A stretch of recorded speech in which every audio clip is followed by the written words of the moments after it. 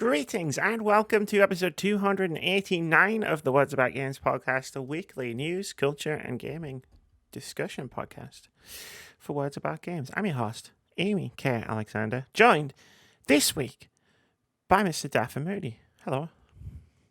Hello, is it me you're looking for? It was, yes. That's why I called you. Very, very good. Hello, everybody. It's finally here at long last. Game of the year. Amy, we've got a lot to talk about. We do have a lot to talk about. We've got a lot of games. We do, because this is not as much crossover in 2021 as there was in 2020. Because I've seen your list. I know. You refuse to share your list. I didn't refuse to share it. I literally finished it when I messaged you 1.5 hours ago. And you haven't shared it. No, I'm sharing it now. I want to see the reactions because I shocked myself with a couple of things. Mm-hmm. But yeah, Game of the Year. Like I've appreciated having the extra time, like not doing Game of the Year as soon as we come back off Christmas and New Year break. Like, and I have played like a couple of good games. But I don't think we're going to do that next year because it was like, oh no, like I started to get really like listless with like games and stuff where it was just like, I'm done with 2021, but I'm not done with 2021. If that makes sense? Yeah, I smashed through a couple of games and they did make the list as well for me and whatnot. But yeah, it's, I like... This is I'll just be open. Like, this is the reason why I've probably been a little bit hesitant of like doing 2021 review games that you wanted to talk about, because I'm just like, 2022. I don't really want to talk about 2021 apart from Game of the Year. So I'm just like, that's how I've been personally, and I'm just like, let's get Game of the Year out of the way. I'm looking forward to talking about all these amazing games that we've played. Yeah. Some I've missed, some you've probably missed as well that are on my list as well, and. Yeah, and just to champion them is what we're here to do and everything. I'm very curious about this. I have 3 honourable mentions. How many honourable mentions do you have? More. But I'm gonna blast around really quick. Don't worry. No. Okay. Is this a double digit more? Might be. Fucking hell, it's a double digit more. It's a good year. Like regardless of what anyone said, it was a really good year. I know. I'll say this right now. Fuck you all who say this was a crap year. Last year was a mediocre year. I'm sorry that you didn't play. There was not enough great AAA games.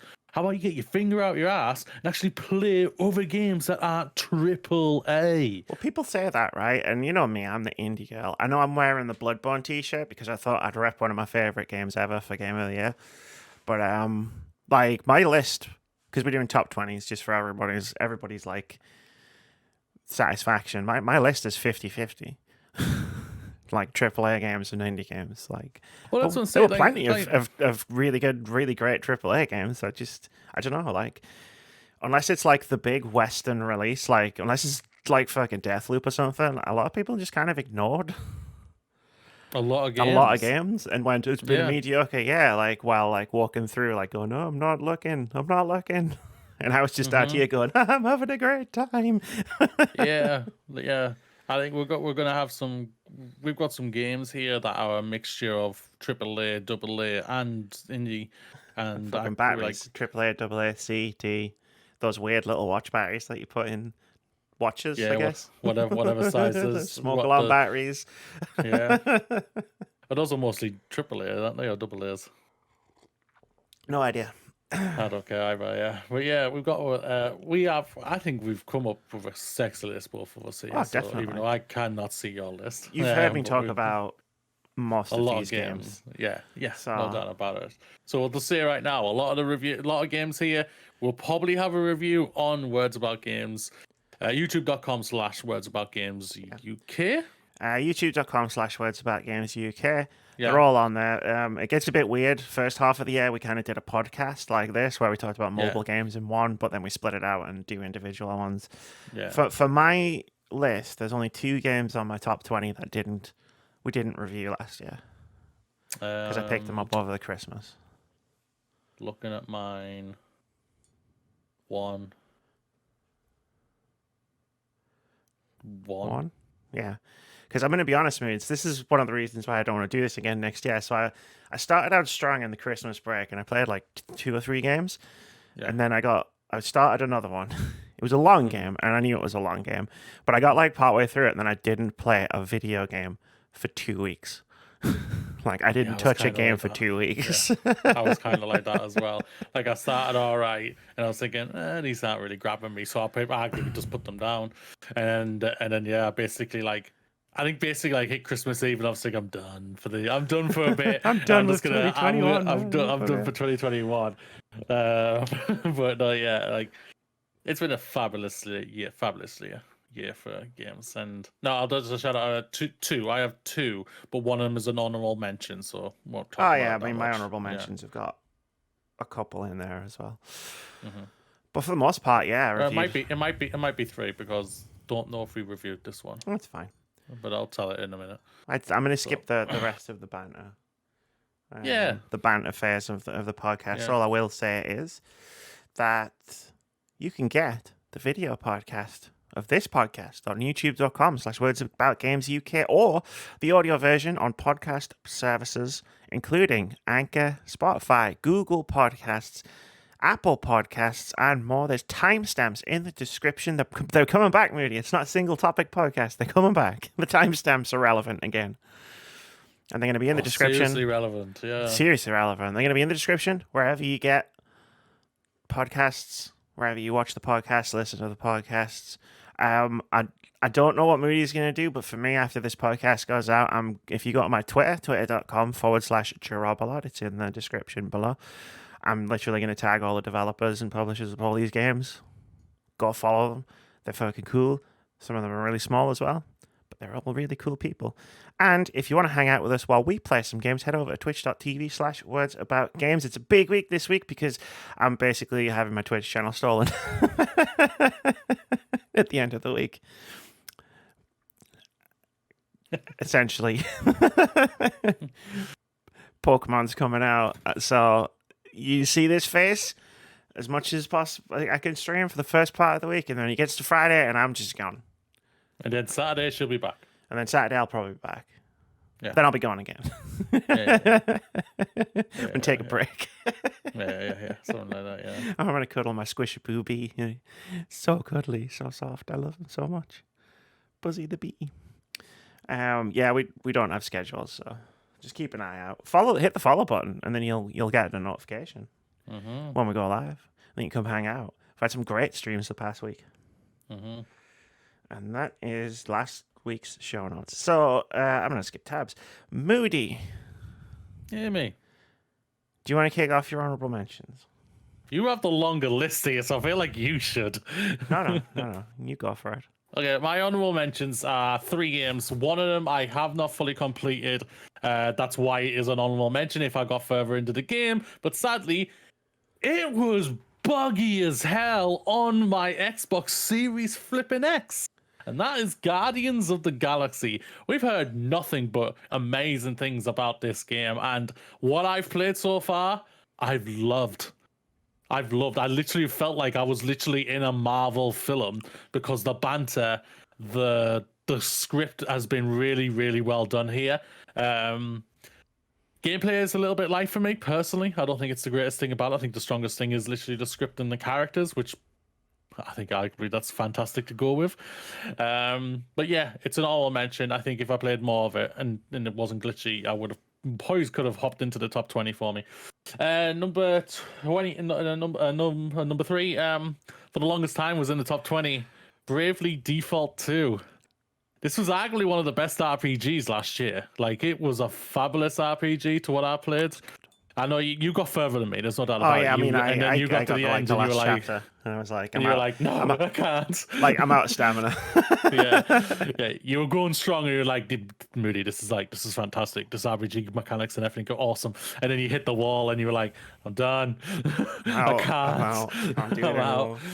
Yeah, I never hit the wall with that, but I think basically when you hit that wall, it basically discouraged me from probably playing it a little bit further. No, it's not your fault.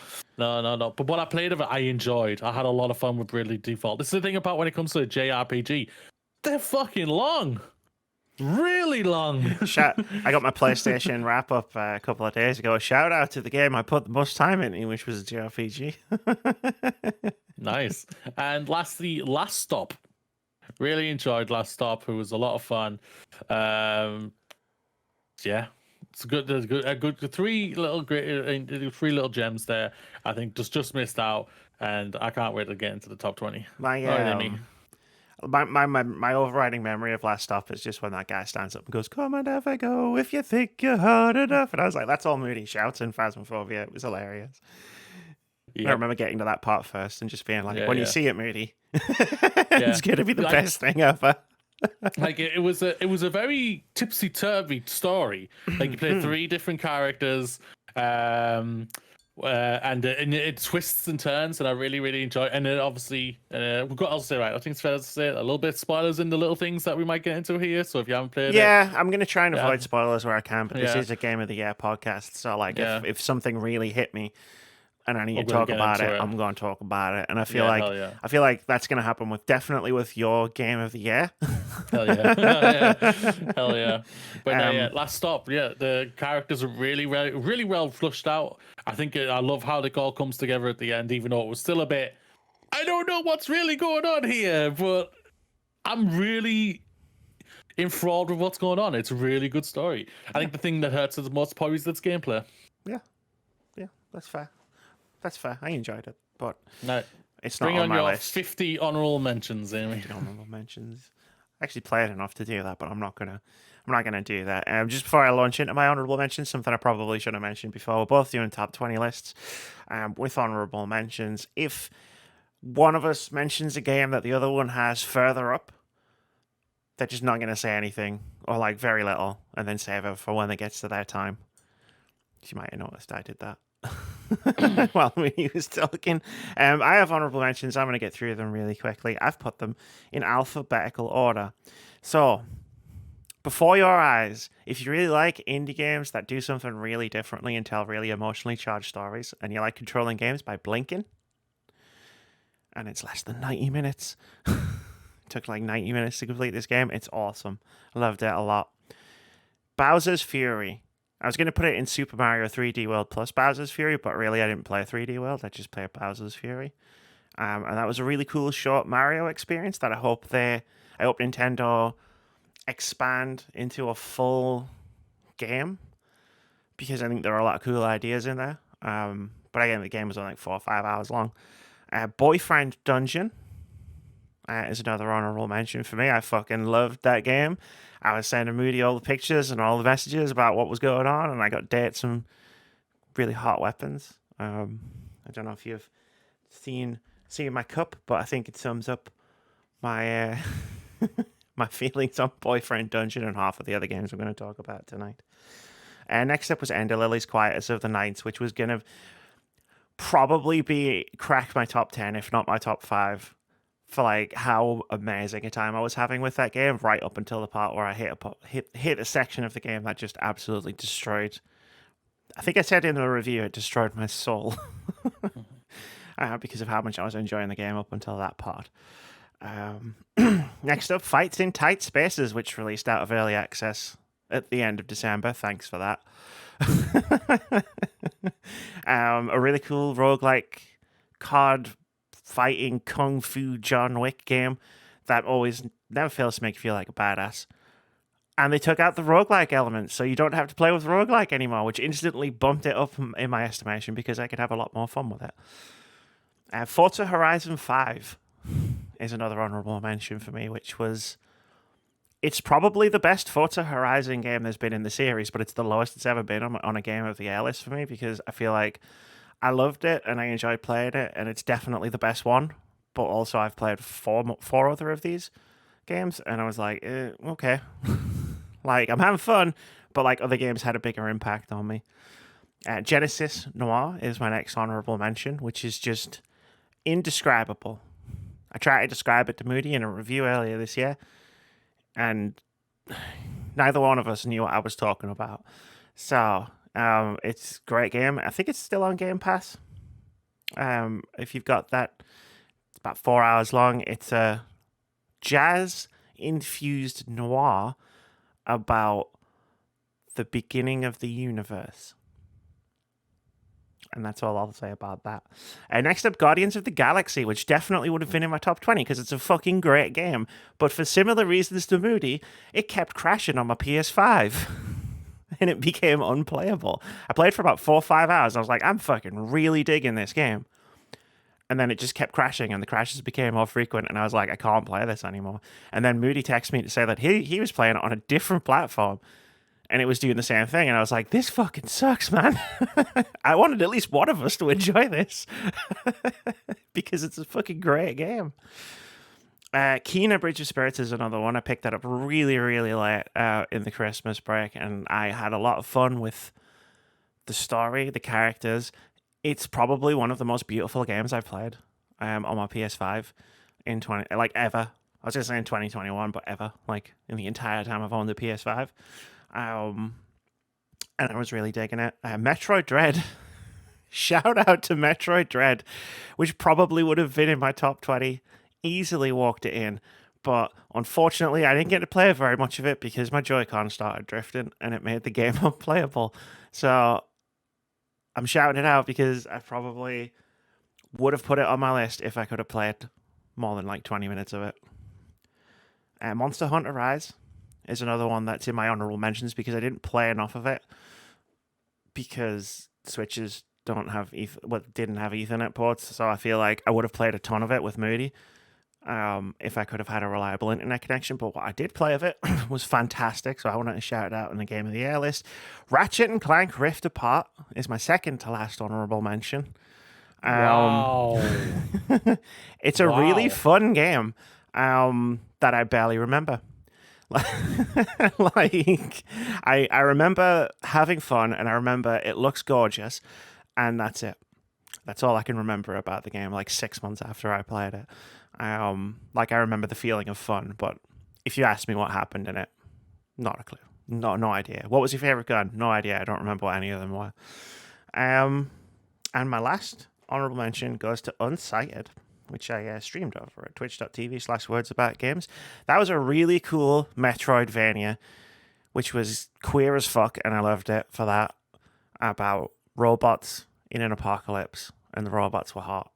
And again, I'm just going to hold my cup up and say that's all I really need to say about that. I can confirm they were hot. They were hot. That big axe lady, oh my god. Oh. I didn't get around to playing that. I know it's in Game Pass, I believe. It is in Game Pass. That's what inspired me to play it. Like, yeah. Wow, I was a little bit shocked, but I actually now I look back on it. You were more interested in talking about another game when we reviewed Ratchet and Clank. You might be remembering Ratchet and Clank. You might be remembering Joseph was on that podcast, and he was very enthusiastic about Ratchet and Clank. And fair play. Like, anyone else who has different opinions about games, fair play, because those are your opinions, and I love that you love them more than I did. But I had a very different list in mind when I was sitting down typing it out over the past few days. And yeah, that's where Ratchet landed. Oh yeah, well, there was nothing wrong with having a game as your honorable mention whatsoever. Like, there's this, like we've said, unlike everyone else on the internet, it's been a great year for video games. It's a very hard year for flipping video games. It's been an awesome year, and I've loved everything about it. But yeah, at the end of the day, something has to get the chop. Exactly. Games have to get the chop. Exactly. It was hard enough for me to convince Amy to do it as a top 20. It was. She wanted to go all in top 100. I wanted to go top. I used to do top 30s, but I don't mind doing honorable mentions as long as I get to mention some games. Right, I'm good. Like, that's fine. And I love you for giving me the space to just mention shitloads of games that I really enjoyed before we get in deep. So, speaking of getting in deep, let's get in deep with the list. And Moody, what is number 20 on your Game of the Year 2021 list? Number 20. I probably would have been a lot higher, just like on this list, if both you and me got to play it a little bit more. And it was on your honorable mentions, Monster Hunter Rise. Incredible game. Yeah. Game absolutely. is absolutely an incredible game. Monster Hunter, whatever they're doing over there when they're coming to creating the Monster Hunter games, They know what they're doing when it comes to this. Apart from doing online. Online is the most confusing, half-assed, pain in the backside thing to get sorted. But you take all that out and you just go in and you go hunting for the monsters and slicing the dice and having epic battles. It's an amazing experience, and it really is. And Monster Hunter Rise, shout out to it. Like whenever that next one comes, what's going to be probably cross-platform with like the PlayStation and all that. Oh, whatever let's try that. Yeah, I think it'll be like full on smash hard on that. But yeah. Well, or if it came out on PC at the same time the same time it came out on Nintendo, we might have just got it on PC and just bloody smashed it that way instead, because we would have had a stronger internet connection. Yeah, like when it was when we were in it and it wasn't we were just in it. It was like, fuck, this is a good game. Yeah, we were like really in it when we were playing it. But yeah, look, great game, no doubt about it. Cool beans. What do you want me to do? Go one? What do you want? We'll just go back and forth like a tennis match. So if you finish your thing and then go, so Amy, what's your number? Blah blah blah, and then we'll just do it that way, so I know when I can start talking and you know when you can start talking. Sweet. But yeah. So Amy, what's your number 20? My number 20 game of the year 2021. It's a late coming in hot, as in played it between Christmas and New Year. Ruined King, a League of Legends story. Shout out to Keith for convincing me to give this one a go. I used my Epic Games £10 off coupon. Thanks, Epic. So I got it cheap in the Christmas sale, and I was like, I'm going to play this. I don't know anything about League of Legends, other than all the 7 million TikToks I've seen, thanks to Arcane. But like, this was fun. Like, I played the developer's previous game, Battle Chasers, and I had a good time with it. And the main thing for me with this game is the way they do the combat for a turn-based RPG.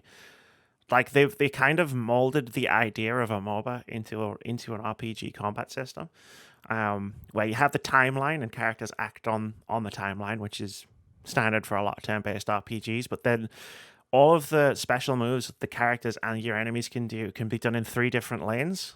So you can do it in the normal lane, you can do it in a speed lane, you can do it in a power lane, for different effects, or to avoid like hazards that turn up on the timeline. And basically what I'm saying is, like, I lost myself to like 30 hours of this game just because I liked doing the combat. The combat was really fucking good. Sweet. Like, the story was fine, the characters were cool, like they were very colorful and interesting. But like, I was just like, I was in it just to get into fights with big bosses and get overpowered and then just melt them.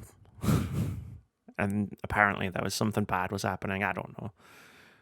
Apparently they toned down the character designs in Ruined King, like from like the hypersexualized League of Legends characters. Like, they toned down the women, the femme characters, but they were still pretty sexualized.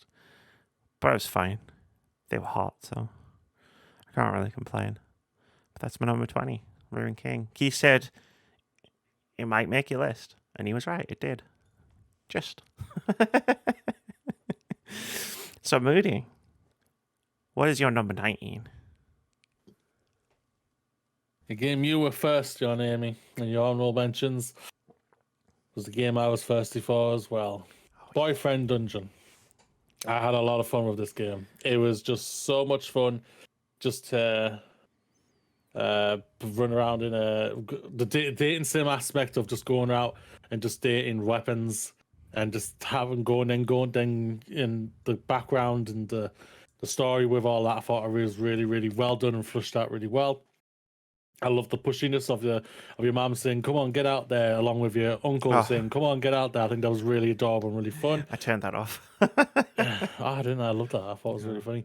And then you got to the obviously the combat part of the dungeons part, which was really, really fun. It was simple. It was to the point. It hit the points what it was naming for, and I had a lot of fun with it. The only thing, and obviously we've talked about multiple times about it, that obviously the questionable character in it. Which they have rectified or put a more warning on it. They put more of a warning on it, yeah. Yeah, because there was a little warning, but it didn't really explicitly say what's what. it comes out of nowhere, and it's like almost being ambushed, but like once they put a proper warning on it, because that was my whole thing. It was like just put a warning on it, and it's fine. Yeah, Like this yeah, is gonna come up, and then it's like a okay, few cool. times. Yeah, yeah, and it was like it was a lot of fun. I had a lot of fun with it. Yeah, I had a very nice feeling when the credits rolled in that game. Yeah, I felt I was thinking, It's like, yeah, yeah, you know when you watch like a really good like summer movie, like just a nice summer hangout movie, and then you get to yeah, the end and you're like, yeah, that was nice. Like that's it how was I nice. felt. That was how I felt when I finished. That's fair. Number 19, Amy, for use. Oh, there was so much loose tea at the bottom of that cup. Ugh. Ah, Didn't my know there was a number. game called Loose Tea. Loose tea. There probably is. Probably is. Sorry. Sorry. Ah. Ooh, chewy. My number 19 game of the year, 2021, Persona 5 Strikers. Played this game very early in the year. And it's just like, I mean, Persona 5 was my game of the year in 2017. Because I absolutely adored that. And the fact that they made a sequel, like, because this is what this is. This isn't like a spin off or a retelling of Persona 5 story. This is a full sequel to Persona 5.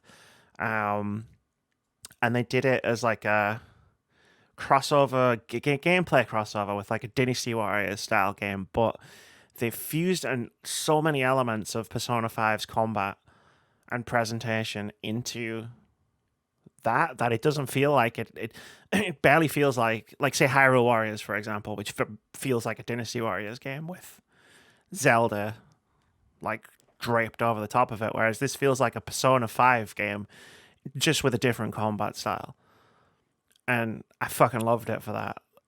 And yeah, I'm not massively into Musu style games, but I am massively into Persona 5. So that carried it. Like the remixes, the high energy remixes on the soundtrack were fantastic. The art style, obviously, it's Persona 5, it looked great. And it was just fun to get to hang out with those characters in that world again. Like after playing like 100 hours of Persona 5, I thought I would have been done with it. But it turns out I wasn't. I was ready for like another 30 hours. So I'm really glad I got the chance to experience that world again in a different way.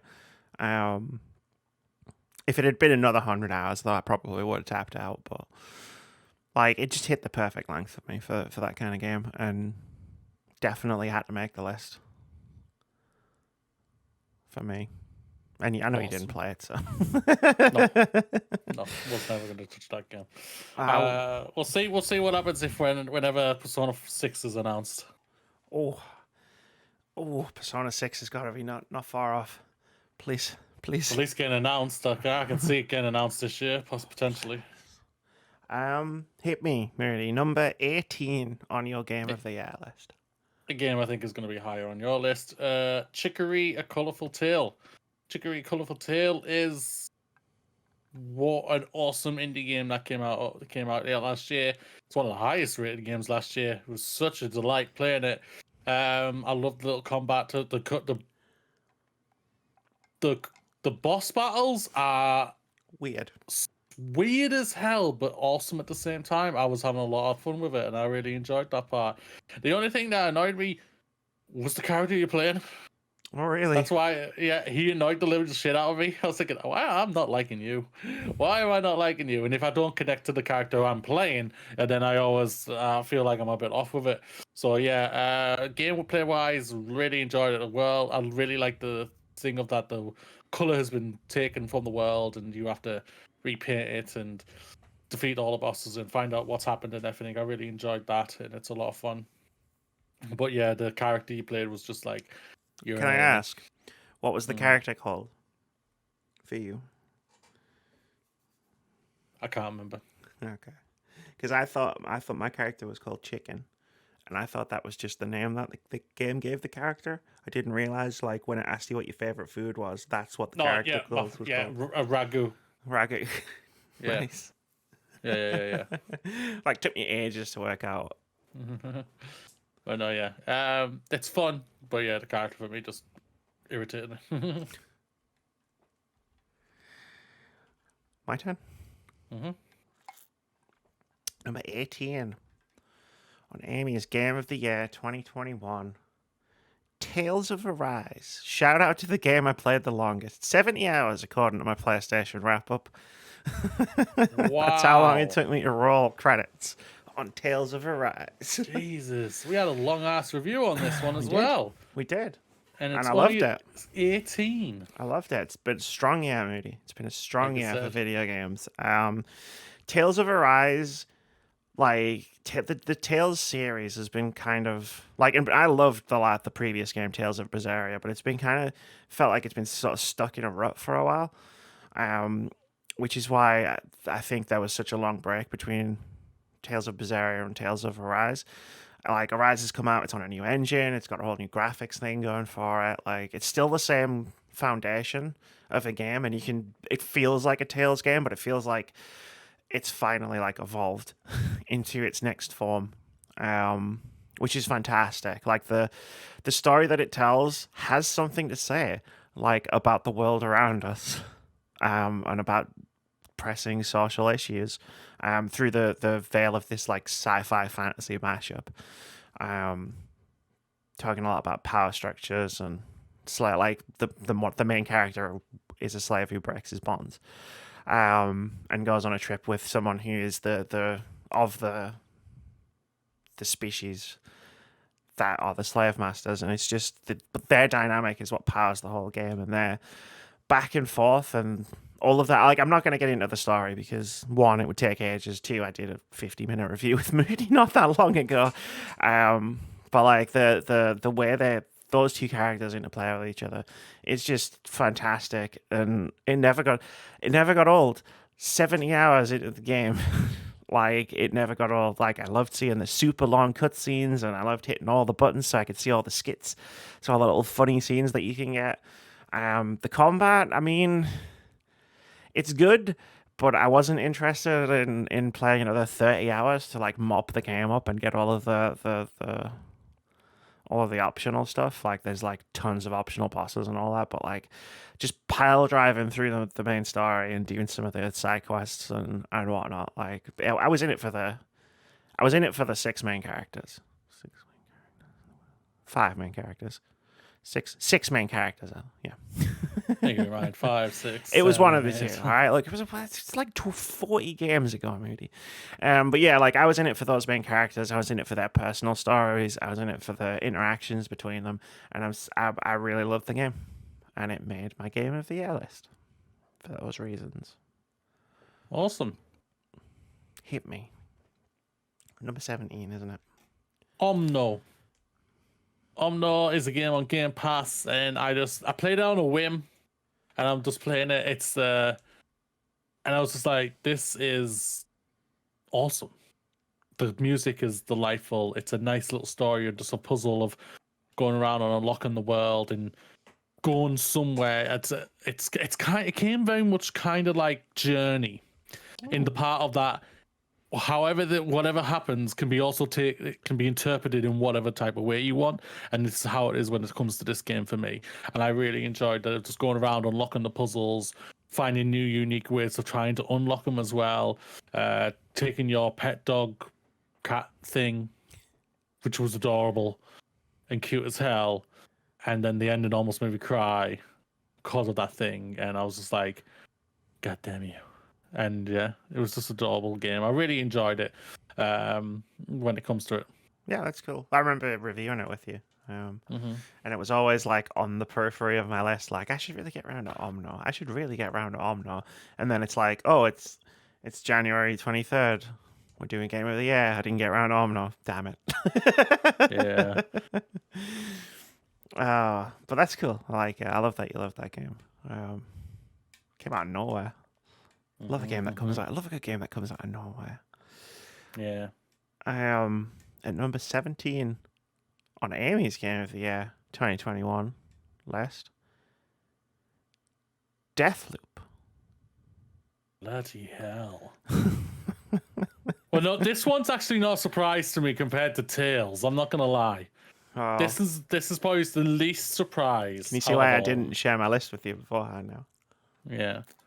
well, And I'm not that's fair doing this enough. to provoke a reaction from Moody or anybody else out there. This is genuinely my ranking of the games that I played this year. I just knew it was going to be shocking in certain aspects. But Deathloop, to me, I loved Deathloop.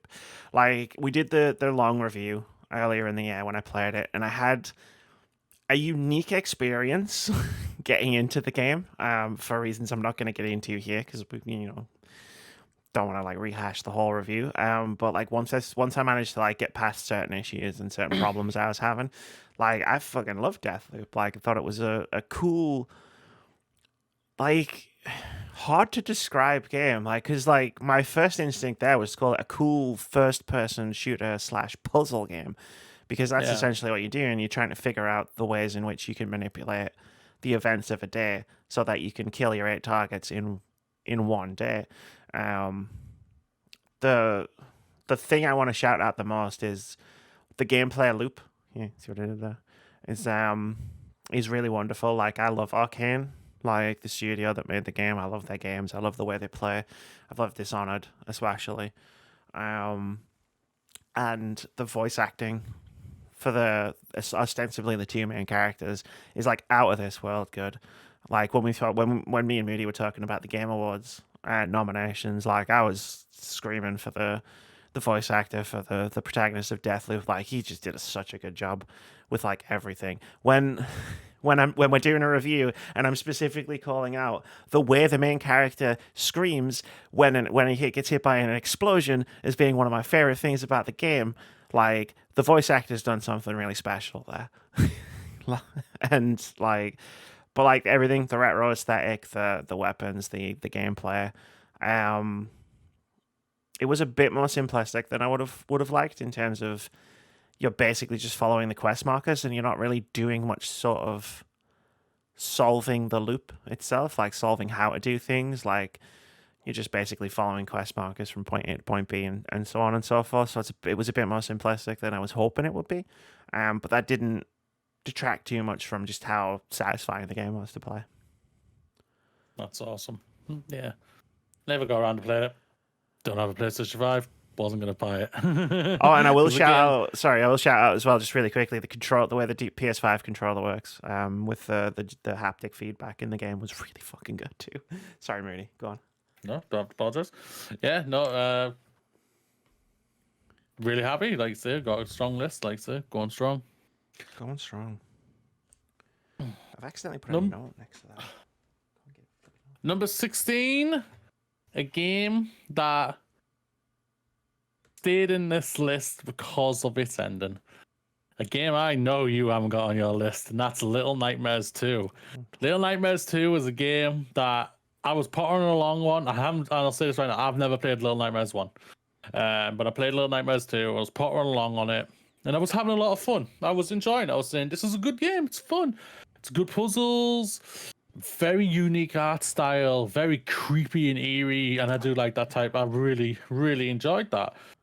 But it was just something that I was just thinking, there's something holding it back. And I even say it myself. Why they put combat into this game made no sense to me whatsoever, because it's one of the worst combats in ever created.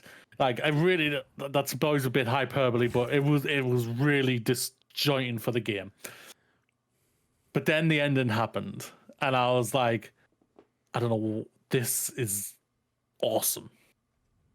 And I love that parent aspect in any game.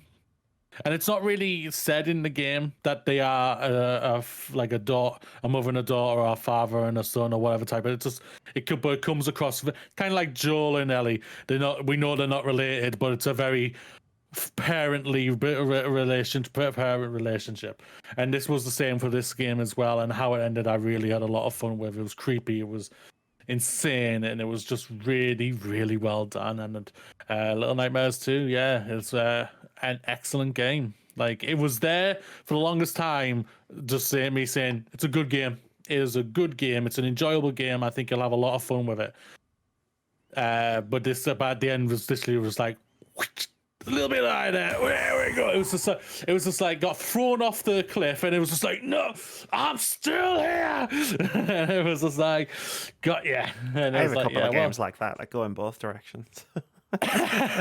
Yeah. that's awesome. Like, for all I said about Little Nightmares 2 when we played it, because it was quite early in the year, like it has one of my favorite horror aesthetics ever in video games. Like the world, the creature designs, like the perspective shifts because you're in this big world and you're a tiny borrower like person. Like I love that so much. Like it's one of my favorites. Yeah, really, it's a really well done game. Yeah. Number 16, right? You have to make sure Yeah, I'm not 16, skipping. 16. Yeah. For Amy's Game of the Year 2021, Loop Hero. I really, really liked Loop Hero. It was one of those games that I lost a weekend to. Like I downloaded it and I was like, I'm gonna play Loop Hero because it's getting some buzz, you know. Like a few people I know I follow are talking about it. I'm just gonna load it up and I'm gonna see what it's all about. Bang! My entire weekend disappeared. I just popped my head back up and I was like, holy shit. Wow.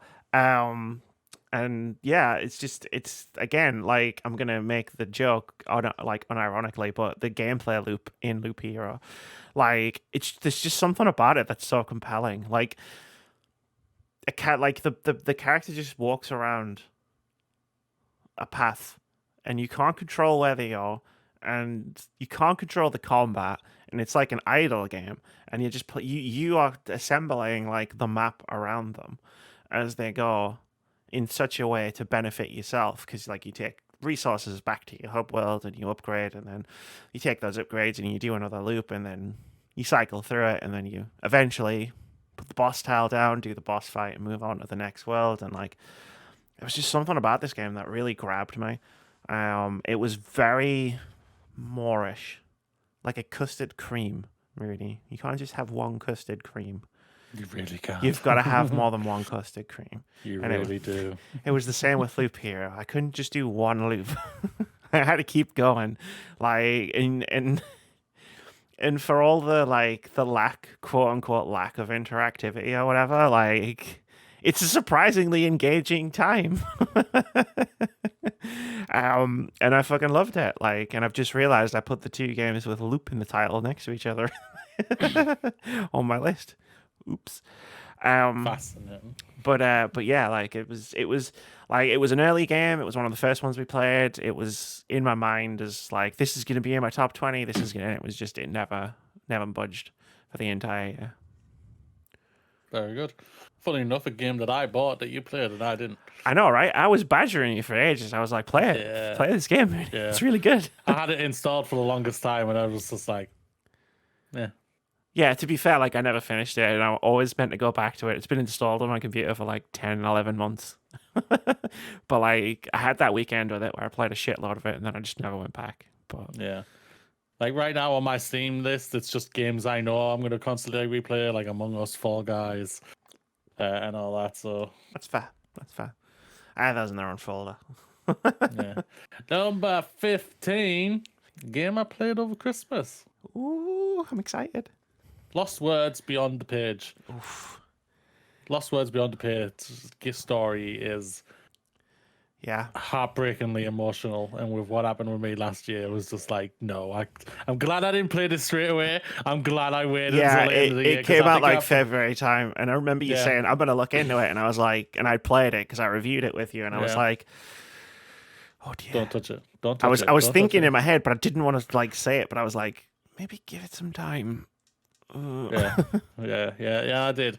Gameplay wise, it's not the strongest or anything like that, but story wise, it's incredible, and visually, it's a beautiful game. Yep. Beautiful game. Really well done, and I really liked how the story is told as well. So, because it's a character who's going through grief in her life, and she's trying to figure out how to finish her story and everything, and it's really, really, really well done. Yeah, and I really like that aspect to it.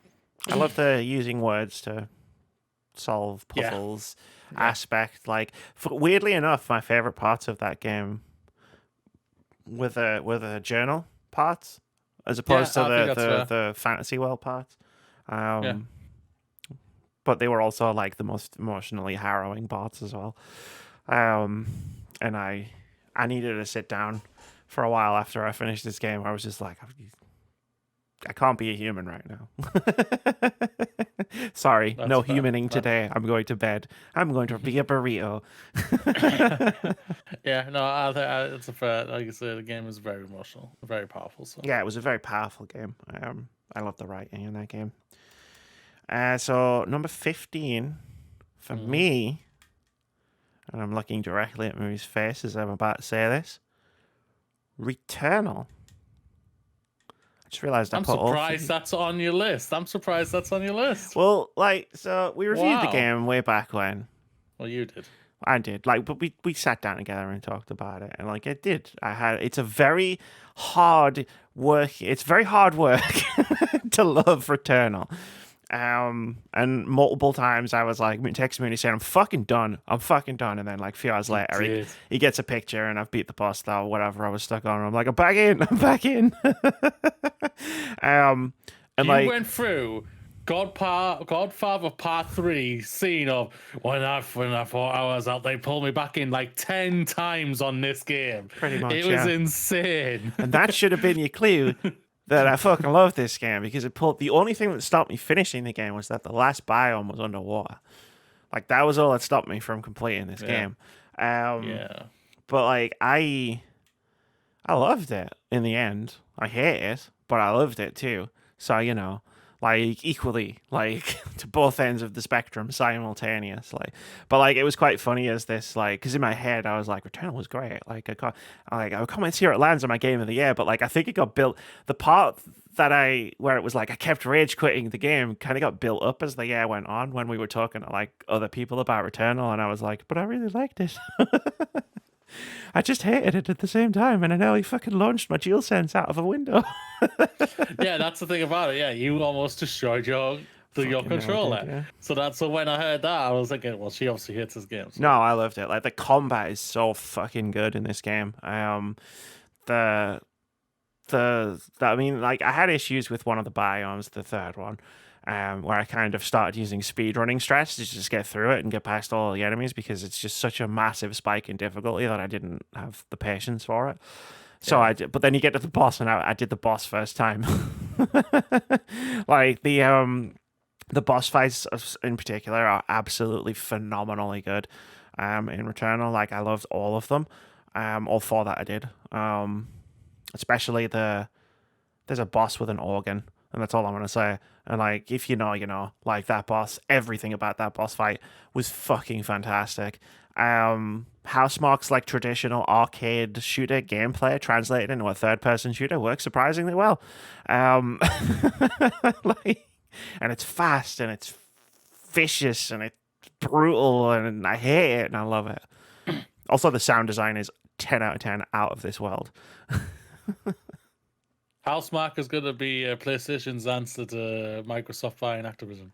Yeah, all of them, all of Activision Studios. You just need all the PlayStation needed is just Housemarque. Yeah.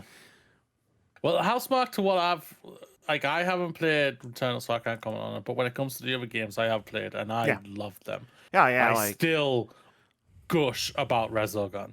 Resogun was extraordinary. it was extraordinary game.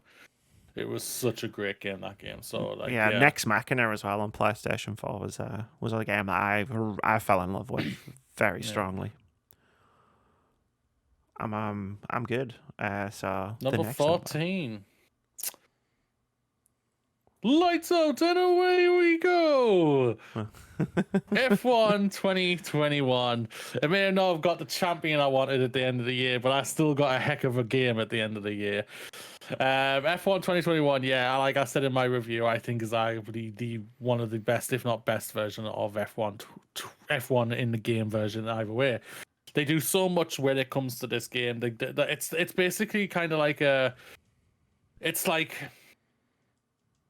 it's a good first person shooter that you just know it doesn't need to innovate itself when it comes to its mechanics, because it's hit the top tier of its mechanics. So what do you do to expand on this? So here they've added in a story mode, which surprisingly is actually kind of really good. I watched you play it. Yeah, I was like, wait, am I feeling something about these characters? What's going on Am here? I invested in a narrative? I'm playing F1. I know. I just want to beat Verstappen, which was hard still, but either way. But no, it's visually stunning as always. But the game was just a great driving sim.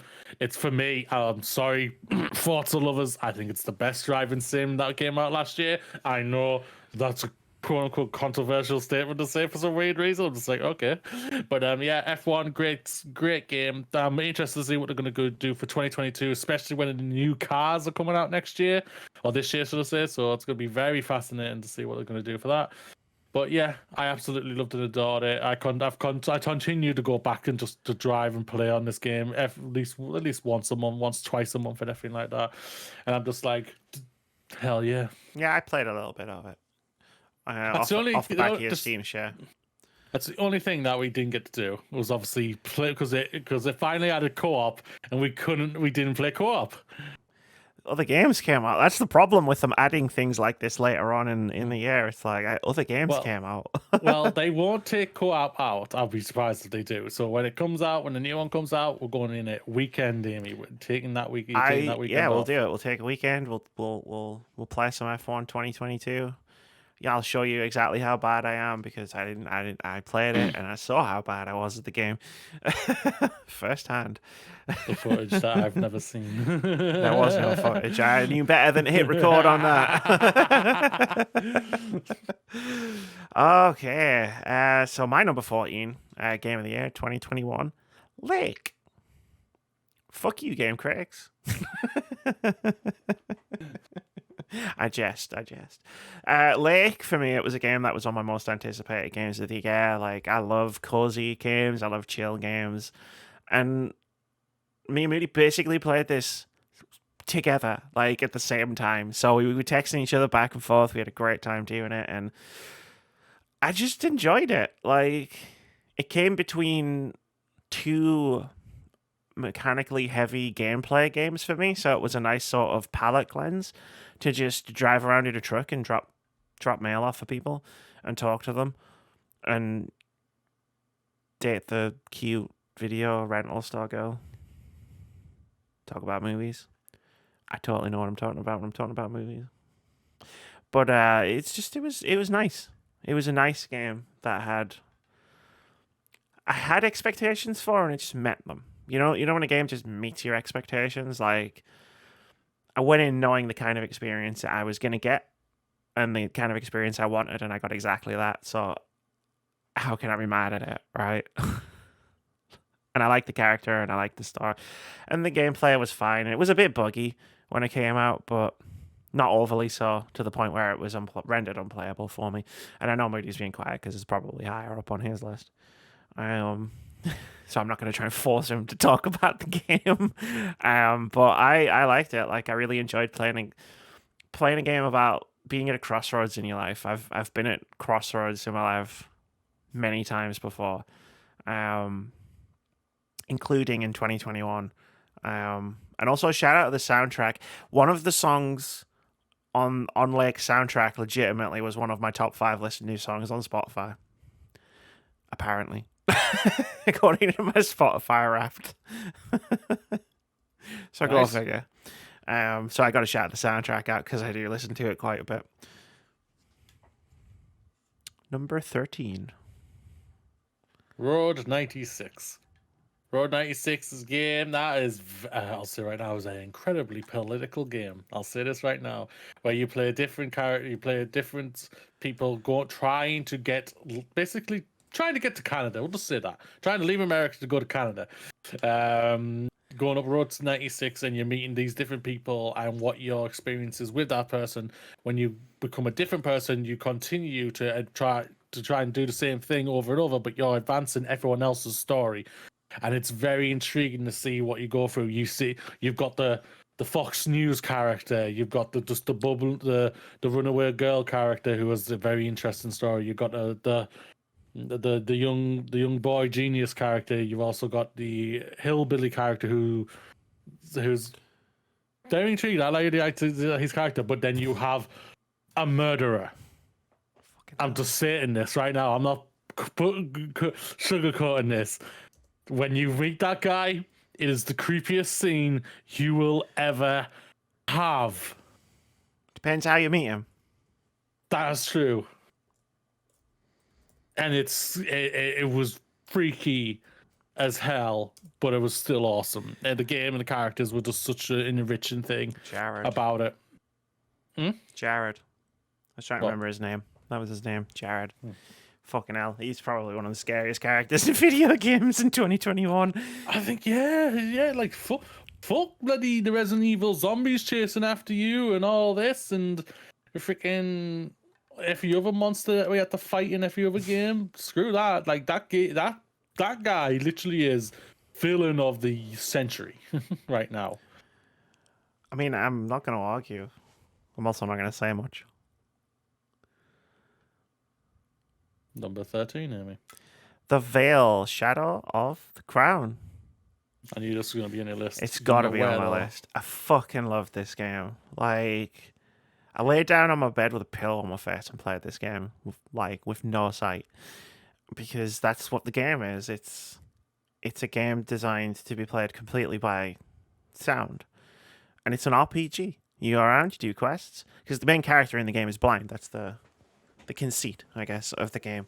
And you go on a quest, you get attacked, you go on a quest to get back to your castle, and it's just a really good fantasy RPG as it stands.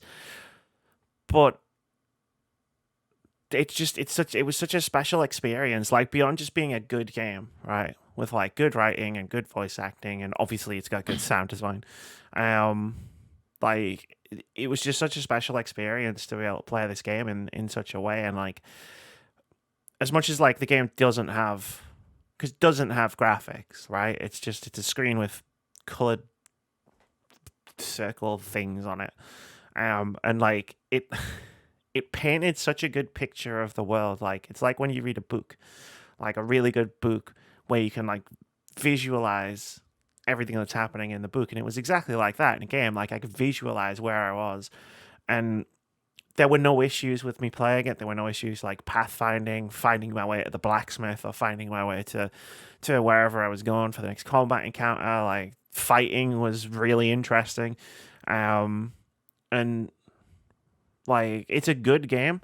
Like if it had been just a quote unquote normal RPG with like graphics and stuff, like it probably wouldn't be on this list. Like, but the experience of playing it was just out of this world for me. Like I played it in like a day, and that was a great day. Fact. This is a game that for accessibility alone should be championed. Yeah. So I could like to create more games of people who are either blind or can't hear, maybe, or anything really. Like they should anyone and everyone should really be planning to try and do more accessibility for games. Oh yeah, definitely. Like I would love to play another one of these. Like if they did a sequel, I'd be down straight away to play it. Like it was just a really good time. Very good. Yeah. Next game, I had no idea what it was, but then I played it. But it was off a whim. I just saw game getting a lot of good reviews. Okay, I'm gonna buy this. Why the hell not? It was like a tenner. It was even less, I think.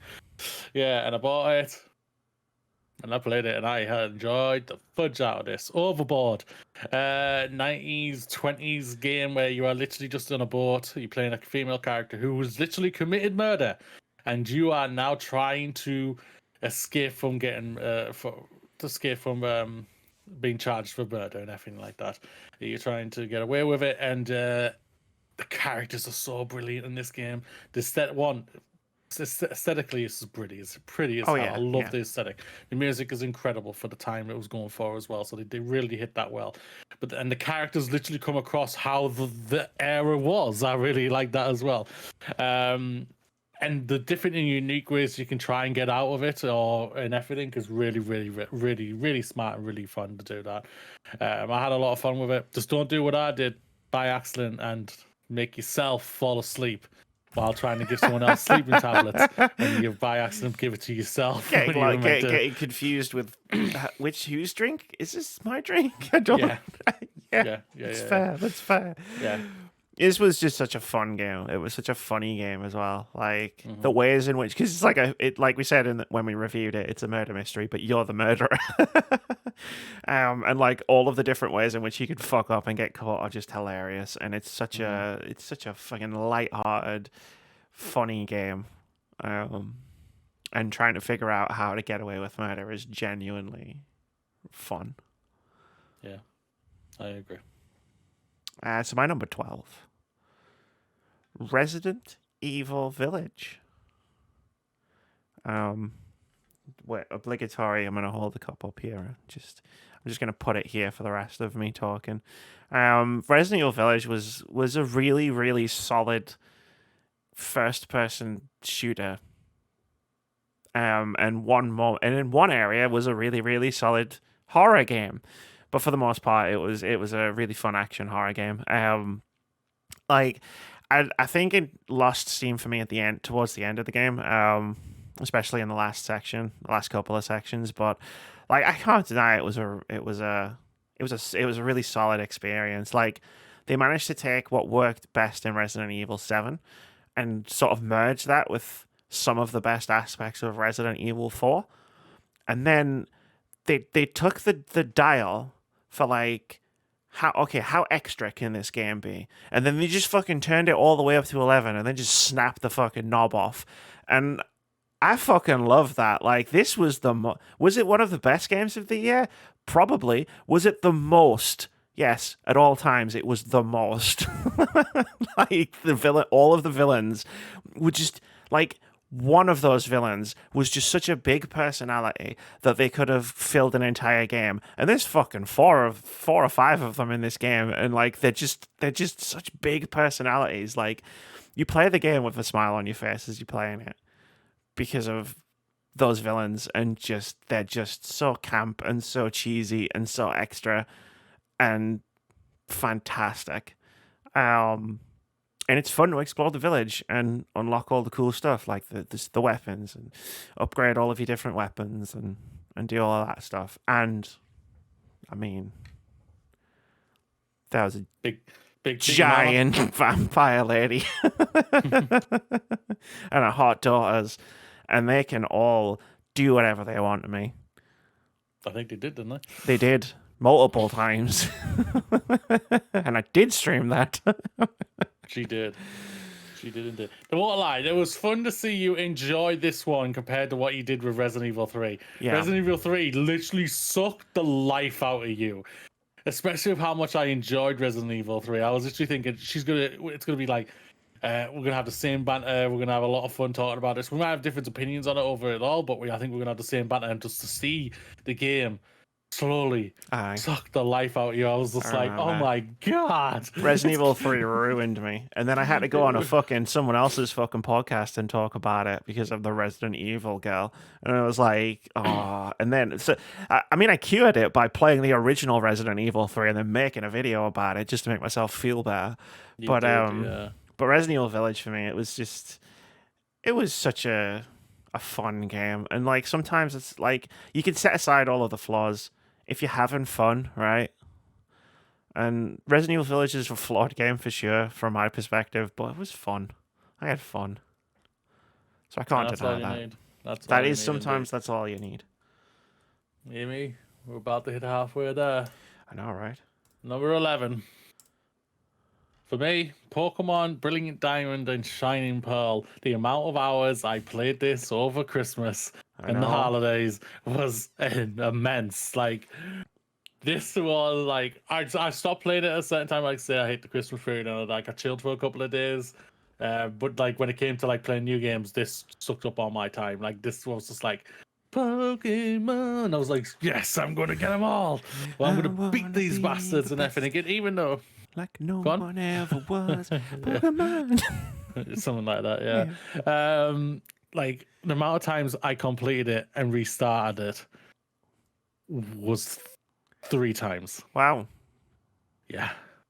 That's cool. That's cool. Yeah, I just went, all right, so now what different team can I get to do it this way? And I just did that. And it was just, it consumed, and it just consumed me, and I had a lot of fun with it. It was just like, yes, is it the greatest game ever? Is it the greatest Pokemon game ever? No, it is not. It's arguably one of the easiest ones out there as well, yes, but the amount of fun, the enjoyment I have with the Pokemon games in general, and just for me to completely just basically distract me for over a time that was, even though it was a Christmas is a time of celebration and happiness with family and everything like that, it was also a time of difficultness for me and my family. So like, yeah, this was a game that just got me through that along with my family and everything. So like, I had to put this on the game. I had to put this on the game straight away. So on my list straight away. Where I didn't think it was going to ever hit the top 10, but it got close. Sorry, coughing fit. Number 11 for you, Amy. Amy's number 11, 2021 game. Just misses out on its top 10. Just misses out on the top 10. Road 96. There's a theme, I think, for the next few games that I'm gonna expound upon here, where it's like if given the option between two types of game, right?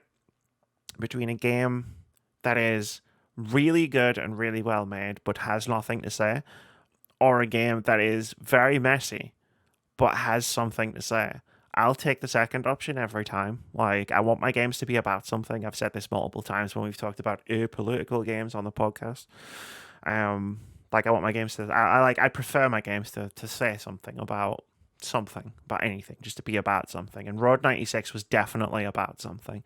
Like, I get that it wasn't necessarily the game we all thought it was going to be, based on how it was marketed before it came out, with like, there's going to be fucking millions of different paths through the game and you're going to get a completely different game every time. It's like, no, what happens is you get all of the story scenes in a different order. So like, replayability is probably not as high as we all thought it was going to be, but I had one fantastic journey through this game. Like, I talked before about Ratchet being an honorable mention because I can't remember anything about the game.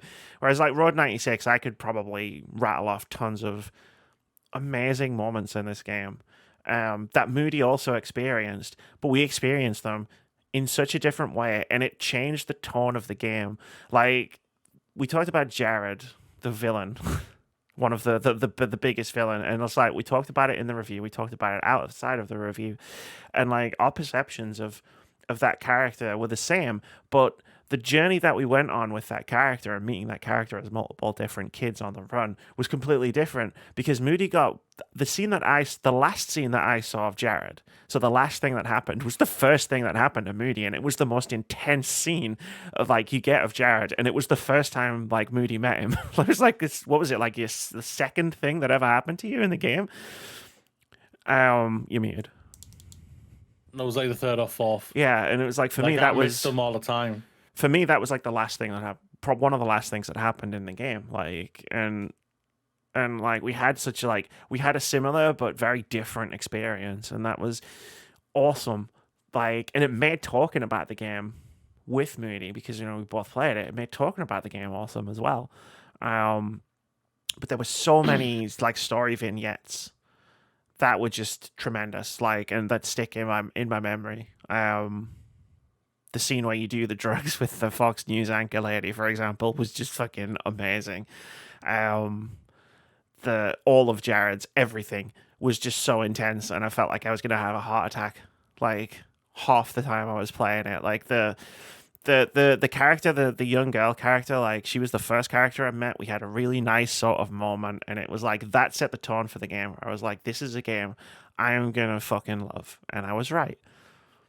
Like, all the way through, I was just enraptured by this game, and I was really glad I played it. And again, shout out to the soundtrack, because I listen to that a lot on Spotify. Soundtrack was good, no doubt about it. I agree with you there. Number 10, finally, halfway through. So, do we want to rattle off our top 20 again quickly before we go in? Yeah, we can do. Do you want to go first?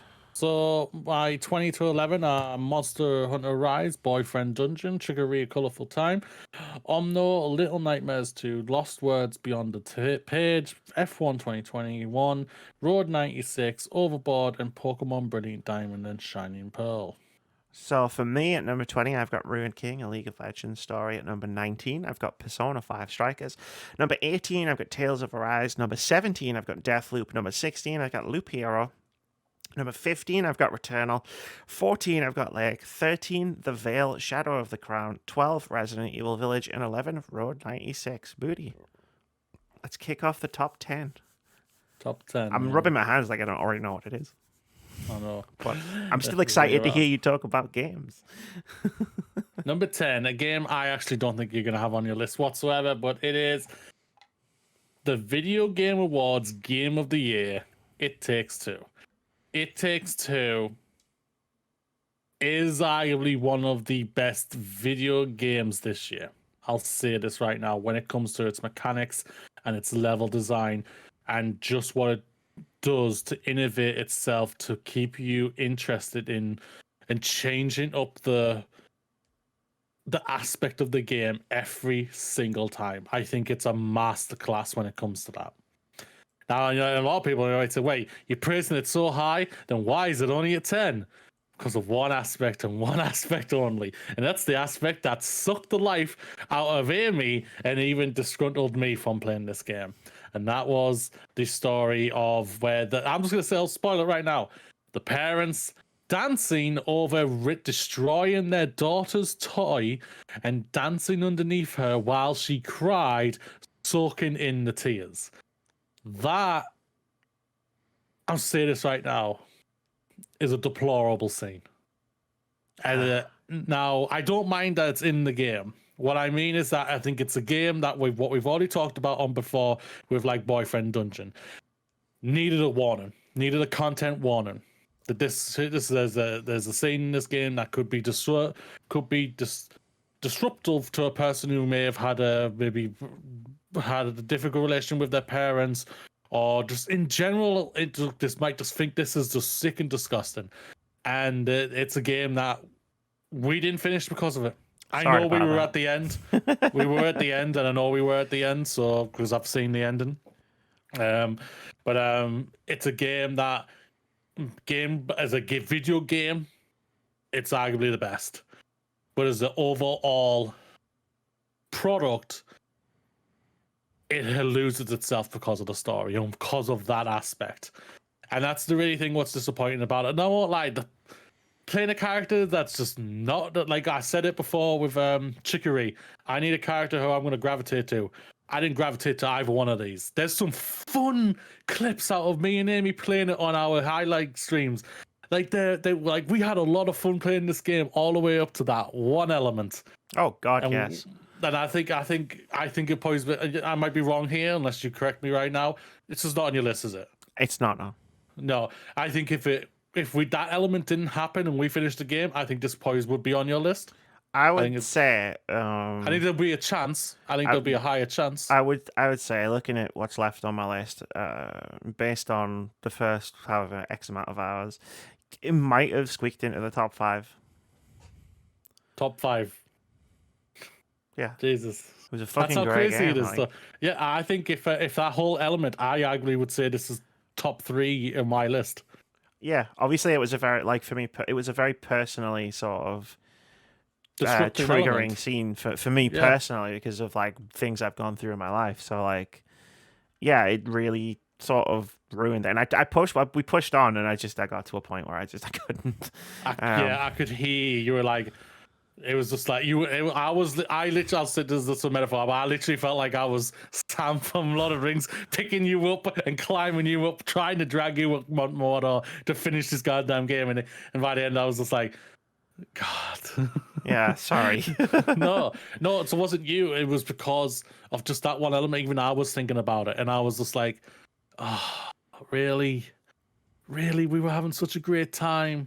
And even though the mechanics and everything was still fantastic and phenomenal and great like that one element completely it was just a slap in the face. It really was. but it's still a great game. I've just been bitching about it, but it is a great game.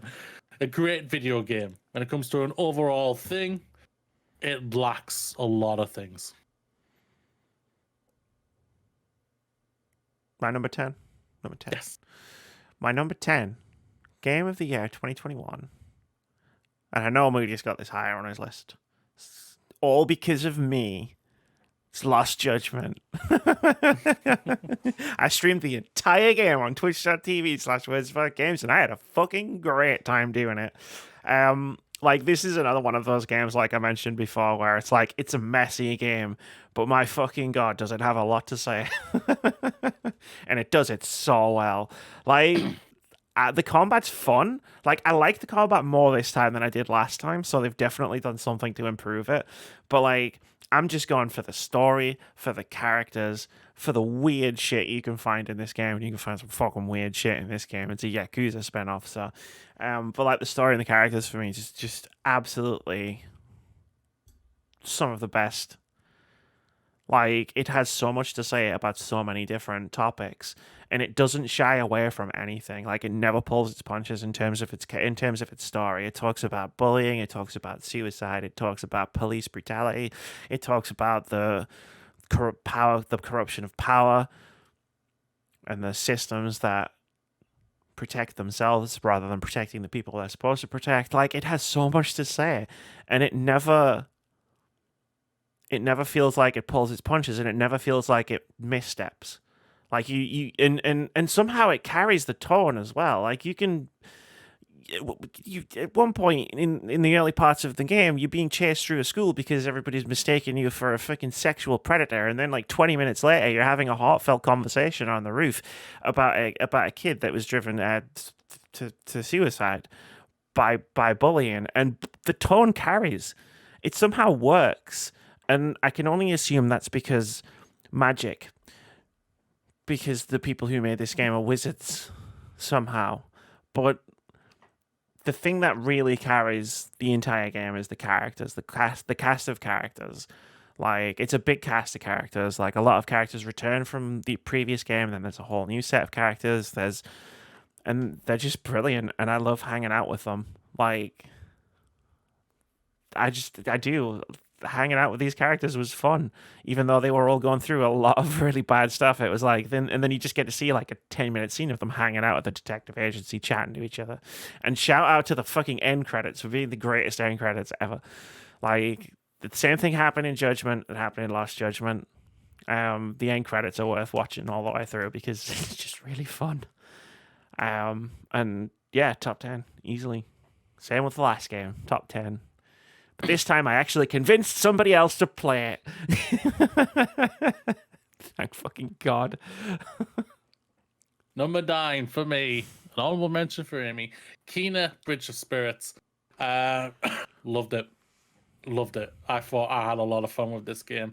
I think that mechanically wise, I think it's a really well done game. It comes across very Zelda-ish for me. I felt like that's how it was for me.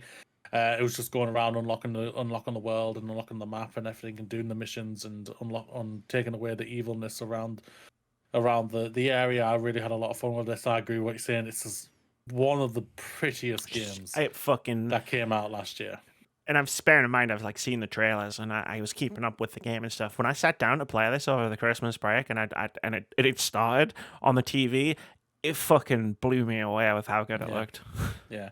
Literally Pixar level of animation. It was beautiful, breathtaking, and yeah, I can't say anything bad about this game. Like, it's had a lot of fun. It's just so low, and just low on the top 10 part. It's just because there was so many great games. It really was. And I think because I've mulled over on these other games higher in it than I have on this one, because I played this over the Christmas period. For us, that's the only reason probably why it's still as lower as it is. But yeah, it's like, I loved Kena. I thought she was a breath of fresh air as a character, and those adorable little things, whatever the hell they are the arguably the cutest thing ever. Yeah, the lads on them. Yeah, and they follow you around. Yeah, they are arguably one of the cutest things ever. Yeah, I agree. I need one. We need one. We need one, Amy. Yeah, we need one. Yeah, I agree No with doubt about it. everything you're saying. Like Kino was a fantastic protagonist. The game was very, very beautiful. It was an honorable mention just because of how many good games there were. Yeah. For me in 2021, and just where I ended up thinking about putting everything down. Like I was working on this list until like 90 minutes before we recorded because I was just moving stuff and changing stuff around and just making it just right, like in Goldilocks. Number 9 for me, another messy game. Nier Replicant. I'm not doing the numbers. Nier Replicant version 1 point whatever. Like this is one of the few games in 2021 that made me fucking weep by the time I got to the end of it. Like I was fighting, doing the last boss, watching the last cutscene, with tears streaming out of my face because of how good the ending was. It's a very strange game, like as you can imagine, like just like Nier Automata before it, but also after it because it's a remaster. Um, but like the three main characters in this game go on such an incredible journey, and I had no choice but to see it through to the end. Like I needed to know what happened to these characters, and it's got that same structure, the same structure of as Nier Automata, where it's like you finish the game and then you do a new game plus, and then you play through the game again, and you get some new scenes that give some context, and you realize, oh shit, this was so much worse than than I thought it was. I've done some bad shit, Moody. I feel terrible because basically it lets you you see some extra cutscenes with some enemies, and it lets you understand what they're saying both in the cutscenes and then when you're fighting them later. So when it was just talking like this like made up language, you couldn't understand what they were saying. You could understand what they're saying the second time through, and I'm just like, I'm a monster. I don't want to do this. What am I doing? And then you play it a third, fourth, and fifth time. Although like the changes become more radical as time goes on, to the point where the fifth time is fucking nuts with where it goes. And yeah, like it was one of the most satisfying narratives that I ever played, with probably the best ending of a game, like from a narrative perspective that I played all year.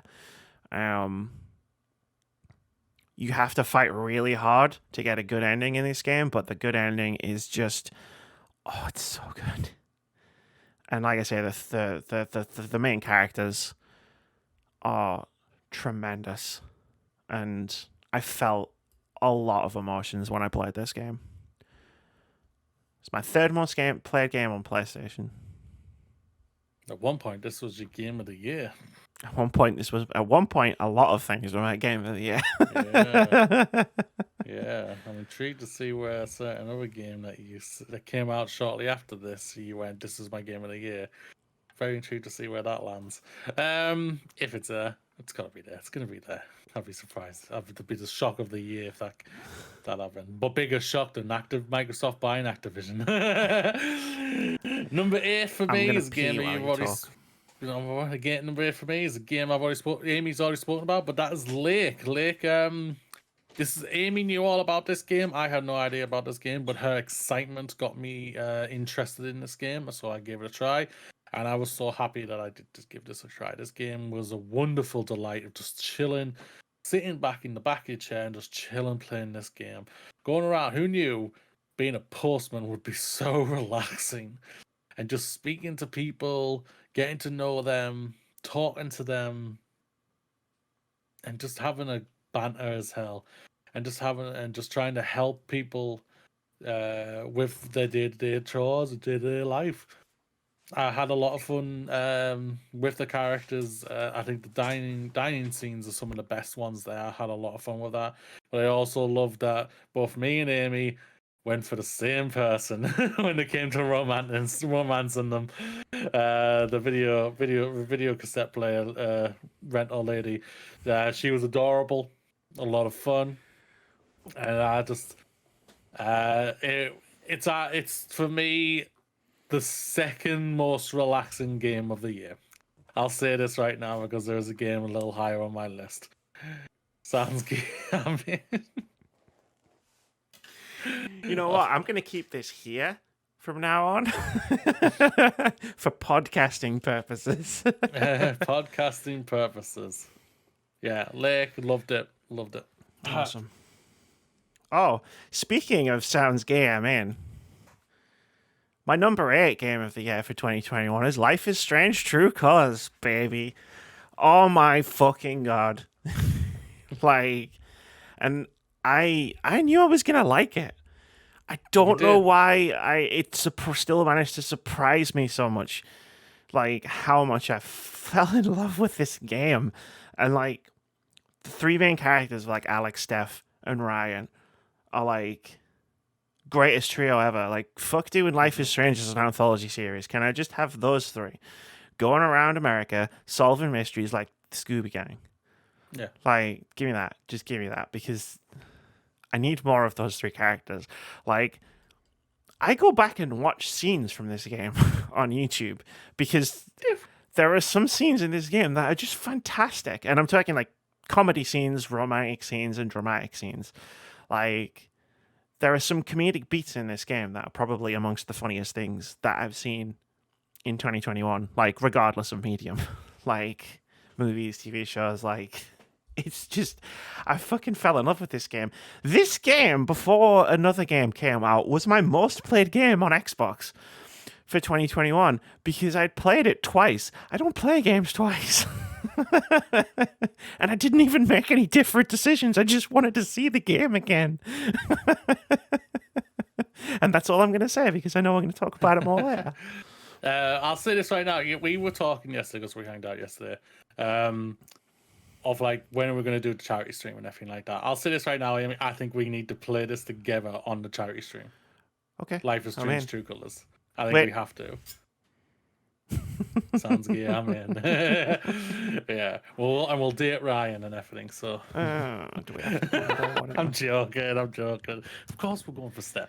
Ryan, I love Ryan. Steph is an amazing character. Ryan is a fantastic character. Yes. He's the fantastic best friend. Steph is one of the greatest love interests in video game history. Yes, I am not being hyperbolic when I say that. That is my genuine opinion. She is an amazing character to romance. Number 7, Narita Boy. This is a game, I'll say this right now. I played this because of Skill Up's review. Nice. He reviewed this and he gushed about it. And so I played it and I was like, this game is amazing. I love the retro feel of this entire game. And I love the score. The score on this game, I went out and bought. I'm buying this. I'm giving them money. I'm not going to get a Spotify subscription and rent that bugger or something like that. I'm going out and giving them goddamn money and everything. And I was like, and I've tweeted at him saying, yo, if you want to make this a vinyl, just you tell me. I'll be there. I don't care where you are. I will find you, and we'll get that vinyl. It's an incredible game. The combat is really fun and really well done. It's a side-scrolling 16-bit style game, and it's just awesome. It looked fun when I saw you stream it. Because I was hanging in chat mode for most of that stream, I think. Mm-hmm. Yeah, it looked like fun. It's a game I was begging you to give it a try, but I know it just didn't get caught up with you. It time catches up with us all. Mm-hmm. Star Trek Generations. Time is a predator. Why do I remember so much of that movie? It's so bad.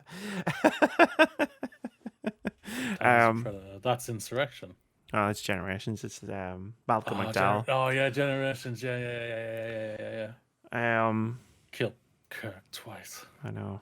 It's not a great movie. It's a funny movie though, but not a great movie. Number 7. If I ever sounds like I'm questioning it, it's because I'm trying to remember where we're up to. Number 7 on Amy's Game of the Year 2021 list. The first game Amy played in 2021, Hitman 3. Mostly for that one level where it's a whodunit murder mystery. Like, and don't get me wrong, Hitman 3 was fantastic. I loved almost every moment I played of it, apart from the last level, which was a bit not great, but every other level, like, I've loved all the Hitmans, like Hitman of this trilogy, I should say. Like the first one, which came out in 2016, was almost my game of the year, that year. But like this, I just love dropping myself into whichever map. We call them maps. I guess we call them maps, right? Like levels. These huge levels which just react to all sorts of different things that you knew, and there's like 100 different ways that you can kill a target, and some of them are very creative, and some of them you've really got to dig out and find. And I just enjoyed playing this game over and over again, finding all of the different ways I could murder really terrible people as a bald man with a barcode on the back of his head. Like, and all of that would have still meant that it was in my game of the year list. Like that gameplay loop and that reactiveness of the world. But then there's the fucking Dartmoor level where you knock out a fucking you knock out a private investigator and dress up as him, and then you just wander around trying to fucking figure out how someone died. And it's a completely different game. But it's still Hitman as well. And I fucking loved it. Level of the year, like such a great surprise. But I absolutely adored everything about this game. Like I say, I'm gonna hit the same point over and over again, so I'll start talking because it is just that reactiveness of the levels. It's like, what if I try to do this, and then you do it, and something will happen, and the world will react around you.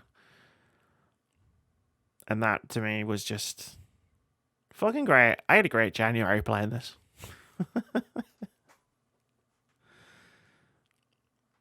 And I'm not going to lie, I fucked up a lot while I played it.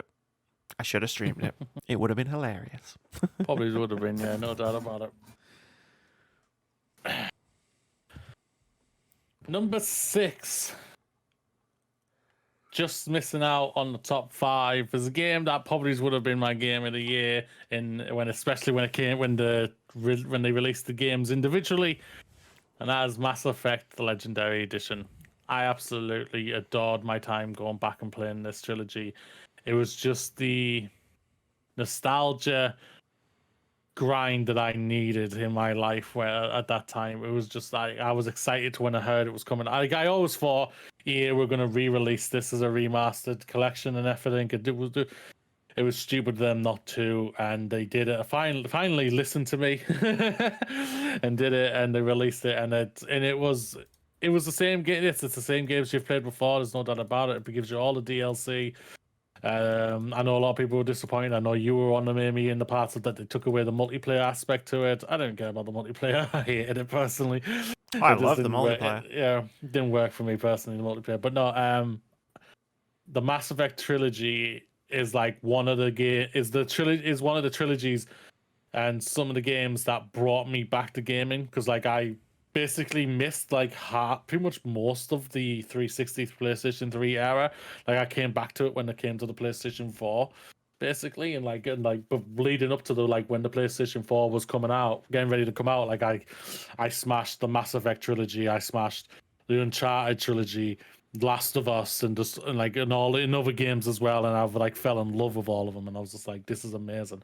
And like Mass Effect was like one of those ones that I constantly, like, it's up there with like my Final Fantasy 9 for me, that I will go back at least probably once every 2 to 3 years to replay in everything, because I just adore this franchise, and I am looking forward to see what they're going to do with the new game.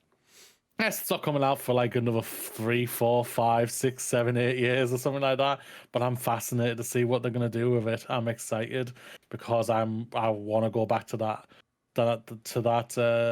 franchise, and I can't really do that. So yeah, it only misses out literally just because it's a remaster. That's it. If it was a brand new trilogy, if this came out and this was like the first thing that came out ever, this is probably game of the year for me. Easily. I'll say it right now. It's easily game of the year by a mile. Mass Effect 2 is one of my favorite games of all time. Like, it's the reason because obviously I did play this as well. But I didn't put it in for like my game of the year list consideration because Mass Effect 2 was like one of the best games ever made, like for me personally. Yeah. So I was just like, Yeah. if I put this in here, it's gonna be game of the year. Yeah. Like, and I'm not doing that to all the other games that came out in 2021. But Yeah. yeah, like I remember when Mass Effect 1 came out, and I was like, I didn't have a podcast back then. Obviously, I didn't really have a blog or anything. My outlet of talking about games was literally around the pub. I talked to Keith and Russell, and they were fucking sick of hearing about the first Mass Effect, and all I was talking about was the fucking dialogue wheel. It's all I would talk about was like, you can play the game, and the shooting. It's not even the shooting part that's fun. It's talking to people. Shut up, It's Amy. getting to know them in their most intimate way. It's been 6 hours, Amy. Shut up. And I haven't even finished my first pint yet, Amy. Shut up. Eat your fucking peanut. Your beer's gone flat. Yeah. Fun times. Fun times. Number 6, Amy. What missed out on the top 5 for you? What missed out? This was. I had palpitations trying to put this top 5 together. Something was always going to miss out. And the game that is number 6 on my Game of the Year 2021 list is The Forgotten City. This game. You loved this game. I fucking adored this game. It was a game I played in like 2 days, I think. And it's not a short game. I think you were ill, if you remember rightly. So I don't know if I was ill. I think game. I think it might have been when Phil almost get when I was isolation. You had to isolate. Yeah, I was in isolation, so I fucking bought The Forgotten City because I'd heard it might be pretty good, and I played it, and it was fucking amazing. Like, it's another time loop game. Like, they came out all over the place in 2021, and yeah, I love this game. Like, again, it's that it kind of talks to the same thing I was talking about Hitman, where it's like I loved the reactive nature of the world. Like, it's a puzzle. Essentially, it's a puzzle game. You have to figure out. You're brought back in time to a Roman civilization, a secret Roman civilization, which has one rule: if one person sins, everybody dies. And that's happened, and you're brought back in time through means I'm not going to get into, and you have to figure out who breaks the golden rule. It's all you have to do, and you start getting embroiled in people's lives, and you start talking to them, and you change one thing to see what the outcome will be, and it ripples across the rest of the day. And then you just poke at things and figure things out, and the smartest thing this game does is it lets you just keep looping through the same day with that knowledge again. So, like, the example I gave in the review was, like, one of the first things you'll probably do is you'll probably find out that someone was poisoned, and you need to figure out who poisoned them and where to get the cure from. And you don't do that through the one day, like, linearly. Like, you have to loop to do that kind of thing, and figure it all out to the point where you just go back and you go, yeah, it's the cure. The doctor's like, what? I didn't even. Who are you? What? Why are you giving me? Okay, yeah, whatever. It's such a great game. Like, it's got 4 different endings. The 4th ending was incredibly satisfying. The first ending is hilarious. I highly recommend, if you like really well written and really clever games, this is the smartest game of 2021 for me. And if either of those things is your jam, play it because it's tremendous. Don't let the fact that it's not in my top 5 fool you. This game is a game of the year for me. Fabulous. Number 5. Resident Evil Village. The more I said throughout the year after playing it, the more and more I thought of it, the more and more I was just like, this game is awesome. It is cheesy, dumb, awesome fun with creepiness in it. That baby scene is arguably one of the creepiest scenes of the year. And then you've got Lady Dementia. Mommy? Sorry. Cheers. Mommy? Sorry. Mommy? Sorry. Mommy? Sorry. Just the sexiest thing ever. That was like when you like they knew what they had, Capcom, when it came to that character alone, and that's why they marketed the shit out of it with her, and they knew what they were doing, and it was smart. Yeah, it's a giant vampire lady who's super evil and hates men. They knew exactly what they were doing when they marketed this game. Hell yeah. And it was fabulous. Yes, does it get a little bit Call of Duty at the end there with Chris Redfield? Yes. Does it really explore the lore that I think that the Resident Evil purists were wanting? No offense, the Resident Evil story is dumb. I'm saying this, I'm calling it right now. It's dumb. It ain't smart. It thinks it's being smart, but it isn't. It's dumb. And I never thought I would actually say this. But going the dumb route, like the Resident Evil films did, kind of helped it. Helped this game. Jeez, I felt weird saying that. I felt like I was praising the films, which were garbage. Keep going. Yeah, this game was incredible because it does the same thing what A-Take-Two does. What I mean in that, like, it changes it up on each element. Like I had no idea that creepy baby scene was coming. No one did. When that happened, I was like, I'm out. See you later. Oh God, I'm out. I was like, what the hell is that? You had no idea it was coming, and that was so smart about it. Like what Amy says, what they took the best things of the old style games, but also took the best things of they took the best thing of Resident Evil 7 and took the best thing of what Resident Evil 4 did, and they combined it and basically made the next generation the remake of Resident Evil 4. Yeah, we don't need a Resident Evil 4 remake. We just got one. This is it. Yeah, this is it. And it was brilliant. It's stupid fun. Yes, I know a lot of people say the protagonist is dumb. Yes, he is. Yes, he is. Because you know what else is dumb? Resident freaking Evil. It ain't smart at all. I loved it. The more and more I thought of it, the more and more I was just thinking, this is just a great video game. And shout out to it. It deserves all the love. Awesome. Number 5, Amy. Number 5. We're getting to the juiciness Top now. 5. This is going to be juicy. This is going to be spicy. This is going to be surprising. Not number 5. I mean my top 5 in general. Number 5 on Amy's Game of the Year. Top 5. Lost the ability to speak. I'm too busy thinking about Lady D. She's so hot. Number 5 on Amy's Game of the Year 2021 list. Chicory. You can say Resident Evil Village if you want to. No, I'm not going to do that. Yeah. Chicory, A Colorful Tale. I fucking love this game. Like, it was, like, again, it's a game that's about something. Like, it's a lot about imposter syndrome. It's a lot about, like, figuring out who you are. It's a lot about failing, and being okay with that, and trying harder, or just trying again and picking yourself up after you fail. And all of those things obviously are very resonant with me personally, in my entire life, to be honest. So like the narrative and the characters really, like, especially the two characters, especially Chicory and the main character, Chicken, because that's my favorite food.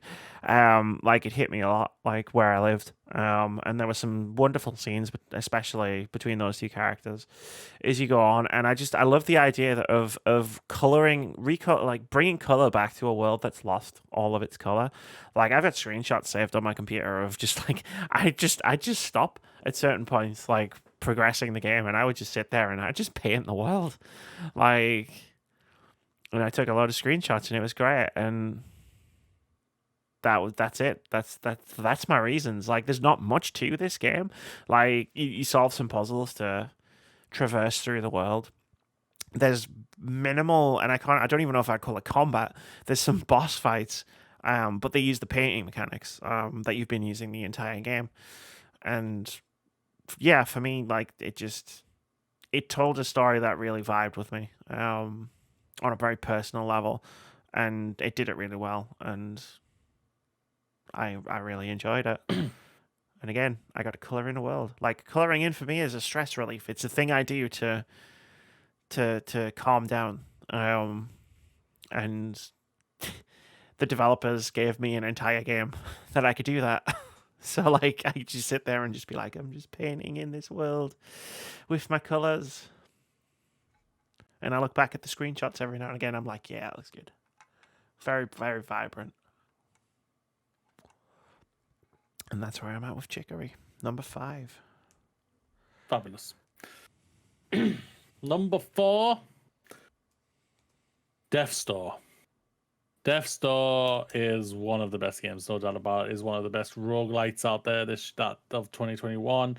And it just did everything right for me personally. I think the combat is brilliant. I think I really enjoyed the how they changed up every time you got a new item. I enjoyed the aesthetic to it. I think aesthetically is a beautiful game, but when it comes to its choice of what they went for, each combat battle, or not combat battle, each villain battle or boss battle, Boss should I fight, say, yeah. was really unique and very different and really spiced things up for it.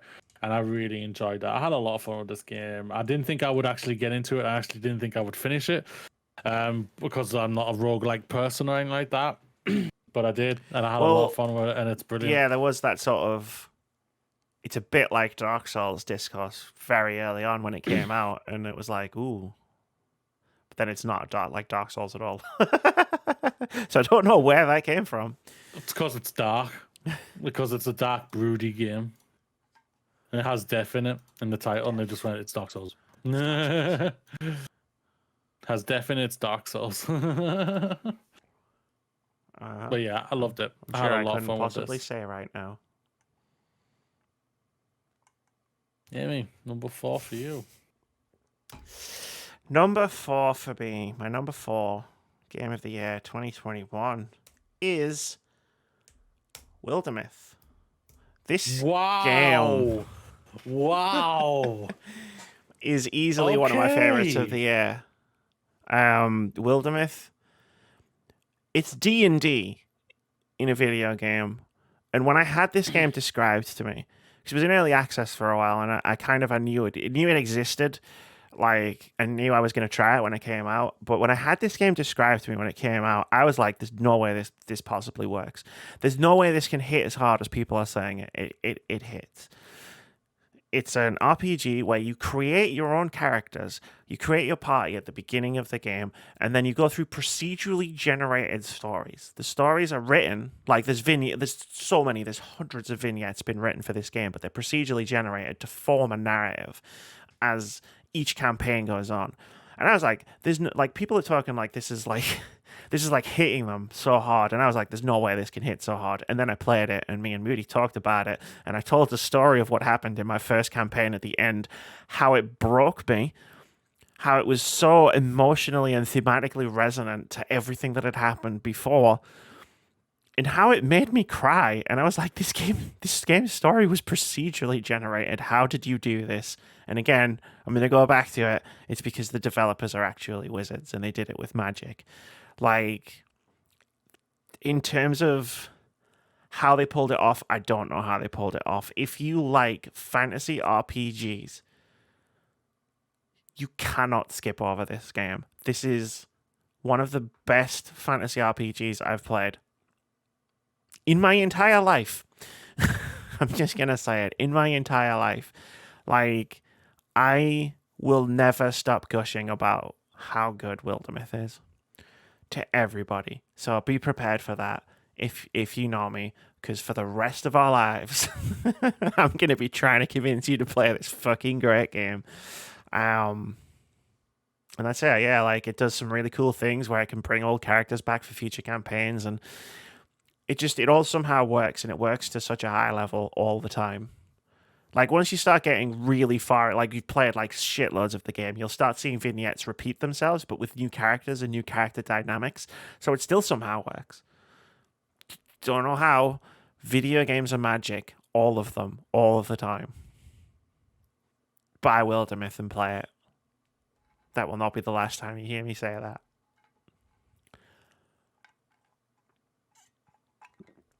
Number 3.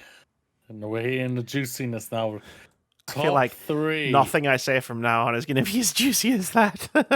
Bronze position for me is a game. I'll say this right now. I have not finished, but I saw Amy finish it because she streamed it all, and I was enthralled in this game just by watching Amy play it, and then I just went with it and I just bought it, and I've played, I would say, about 10 hours of this so far, and I've loved everything Look, I've Mom, played an about it. influencer. Number 3, bronze position, Lost Judgment. My first Judgment game. Just kind of like the Yakuza game last year. I never played the Yakuza game until I played the new one last year, and I loved that one as well. Wasn't as high as Lost Judgment because I just didn't get around to properly playing it properly. But Lost Judgment, loved. Every single thing about this game is different and unique, and I agree with everything you said because of how messy it is, and somehow that mess meshes together and works. Yeah. Don't know how it does. Like Amy says, developer magic, video game magic. And they do an amazing job. I say this right now just because I'm saying this. I hope this isn't the fucking last one. Please, for God's sakes. I don't know what the situation is. I don't. Please sort it. Come to reconcile. Kiss and make up. Handshake. I don't care. I'll mediate it if you want me to. Just somehow come back to the table and make a third one, because I need a third one. Because you've gushed over the first one. I'll probably never go back to go. I try not, unless a game's really grabbed me, like what the games I've already talked about before, like the Mass Effect trilogy and all like that. That's fair. I barely truly go back and everything. So I probably won't ever touch Judgment, but Lost Judgment, I can see it, me playing it again after I complete it the first time, because I'm just enthralled with the characters. I'm enthralled with the aspect to it. Like what you said, like there were some heavy scenes, incredible heavy scenes in this game. Like me and Amy, we were just watching it. Like Amy, you obviously were playing it, but I was watching you play it, and we were just both silent. And then when it finished, we were just like, "Wow!" Like, and even you said, and I think we both said at the same time. Even though I was typing it through the chat, and I needed to walk away for a minute, and then we both like walked away, and we had to like just stretch and cool off a bit, because like there's some elements in it. It's just like what you said, they heavily aspect on bullying in this game, and it's a very hard topic for me in general. Like I've talked about many times what I think of bullying. It is a cancer out there in the world, and Lost Judgment navigates this brilliantly, I think, and it's so satisfaction of beating the living shit out of those bullies. Oh my god, you went off when I was playing this game. I went off on it. I really, really did. But no, the game is fantastic. It is well worth your time. If you haven't played this game, Lost Judgment, give it a go. You will love the characters. The music is amazing. And what even helps this game, I think, even helps you in the part of that. It's because it's chapters. It basically tells you, like, you can, like, that's when you can stop. All right, I've finished the chapter. I can come back like a day later or maybe a week later and say, all right, time for chapter 2. You can do it like a TV show if you wanted to. Well, it's heavily based on, it's heavily influenced on Japanese drama, like in terms of like Japanese TV drama. So it's structured in that way, like the first one was as well. Yeah. So I think because of that, I think it's actually really gives you a lot of leeway of how to play this in your own time. You don't have to smash it out in a 2-day thing. You can literally just take your time, like I am doing it, and everything. And I know pretty much everything that happens in this game. So, and I love it. Lost Judgment, very good game. One of the best games of the year. Okay, Amy, you've already blown my Wildermyth. I couldn't believe Wildermyth was not in your top 3. I'm gonna blow your mind even more. That was for the longest time you were saying was game of the year. Wait until you hear the word that is about to come out of my mouth. What's bronze, Amy? I have this feeling. Can I guess? Yeah. Because you're saying that. Halo. No. Okay. Halo would be 2 words. My number 3. That's true. You did to say a word. You did. Game of the year. Yeah, I was putting some hints down. my number 3 game of 2021 is Unpacking, coming in real hot because I played it today. And I really like, this is why my list took so long, because I had to make sure that I wasn't coming in with like recency bias of like, I've just played this game, obviously I'm up here with it. So I was really interrogating how I felt about that game and about all of the other games that were on my list, because my list order was set until I fucking played Unpacking and just blew the whole thing right up. How this game tells a story blows my mind, because it tells a story of a character. Moody's brain has just collapsed in on itself. I'll have to show you something I've just watched. Okay. I'll show you it after it. It tells a story of a character without you ever meeting that character. Ever. All you do is you're unpacking her belongings into various different places throughout the course of, I think it's like 20 years of her life. Like, you start off in a childhood home, and then you move on to like different eras and different points of her life, and you're unpacking it. And like, you somehow learn everything about this person through just going through their stuff and just putting it out. And it's a bit of a puzzle game. There are certain like narrative objects that have to go in certain places that sort of like tell the story of how life's going right now. But like, the fact that they managed to tell this story, and they told a really, really, really resonant story through just fucking going through someone's stuff. It's great. Like, I was getting to a certain point, and I'm just popping boxes open, and I'm chucking underwear in a drawer, and I'm fucking doing this, and then like, I'll pull something out of the box, because you can't see what you're gonna get next out of a box, and I'll pull something out of a box, and I'm having an emotional reaction to seeing this thing that I've seen like all the way through this game, and I'm like, yeah, here, it's like, it's back. Oh, like, there's a figurine. Like, at a certain point, you start unpacking. Like, it's like when she's at some point in her life, she's gotten into D&D, right? And you can tell, because all of a sudden you're putting up all these figures, and there's dice, and there's a t-shirt, and like, I got to a certain point and I hadn't seen the figures anymore. And then I got to a certain point and I pulled the thing out, and it was one of the figures from before, and I was like, oh my God, it's back. And she's painted it. And I said that out loud to myself, sitting over there playing this game on this TV. Like, and I was just like, I was so enthralled and enraptured and I cried at the end of this game.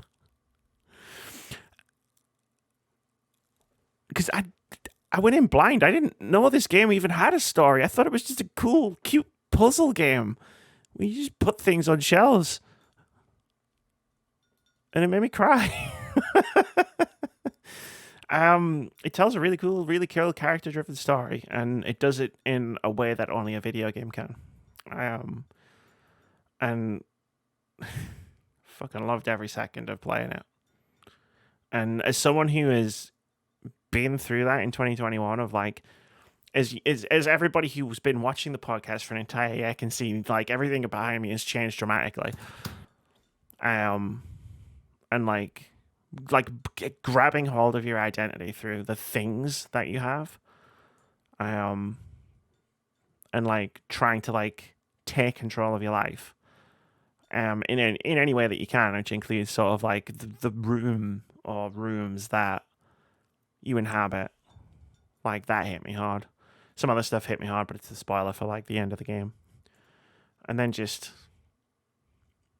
it's weird, like, playing a game and being able to figure out who a person is and what they're going through just based on their stuff. You know what I mean? Like, if I walked away from here and you just looked at all this, you could figure a lot of stuff out just from this small snapshot of what you can see behind me. And it really fucking hit me like a ton of bricks. And then I had a nap, and then I woke up, and now I'm doing this. But Unpacking. What a fucking game. Good Lord. Don't sleep on this. I played a little bit of it, but I don't think I got the connection of what you got it. So I will say that the connection only really hits in the 3rd and 4th chapter. Like, it really hits strong as you go further into it. But yeah, sorry to interrupt. Yeah. No. I did enjoy what I played. I won't lie. I did enjoy playing, but it was just a game that I was just thinking. I think if you understand the things like what you've just said, and understand like see the things and like and all that, I think Yeah. you'll get a different reaction. And yeah, it was like one of those things. Like I enjoyed. I think I did enjoy what I played, and it was very colorful, a very unique game, a very Yeah, a very unique definitely. game. So very. Oh, I'm so happy for it. Very Like good. I knew I was gonna have to. It was gonna end up high no matter what because like I wasn't streaming the game yet. I was having like out loud emotional, visceral reactions to things Mm. by myself. Does that make you wish you streamed it now? Moody, I wish I had streamed the fuck out of this game. Like I'm so mad Yeah. at myself for sleeping on this game for so long. Mm-hmm. But anyway, what's not your game of the year, Moody? What's number 2? Silver position. No more robots. Let's build a zoo. A sim game that I have been ready. I was ready for when I baited it. I was lucky enough to beta the game for when they wanted it for beta, and I absolutely adored what I played then, and I couldn't get it out of my mind. It's Then true. Wouldn't shut up eventually about it. I didn't, did I? I really didn't. Which I'm And here then, for, by the way. yeah, Always. yeah. And then finally, at long last, they said it's coming out this day. I was like, I'm there, and I played about 20 hours of this in about 2 days. It's true. Might be another game that I've just done that with. There is. Look out for the review at youtube.com/wordsabougamesuk. Soon. Review, probably more impressions, but yeah. Let's Build a Zoo is an adorable little sim 8-bit game from No More Robots, where you literally build a zoo, like what it says in the title. You build a zoo and you have to do everything what a zookeeper does.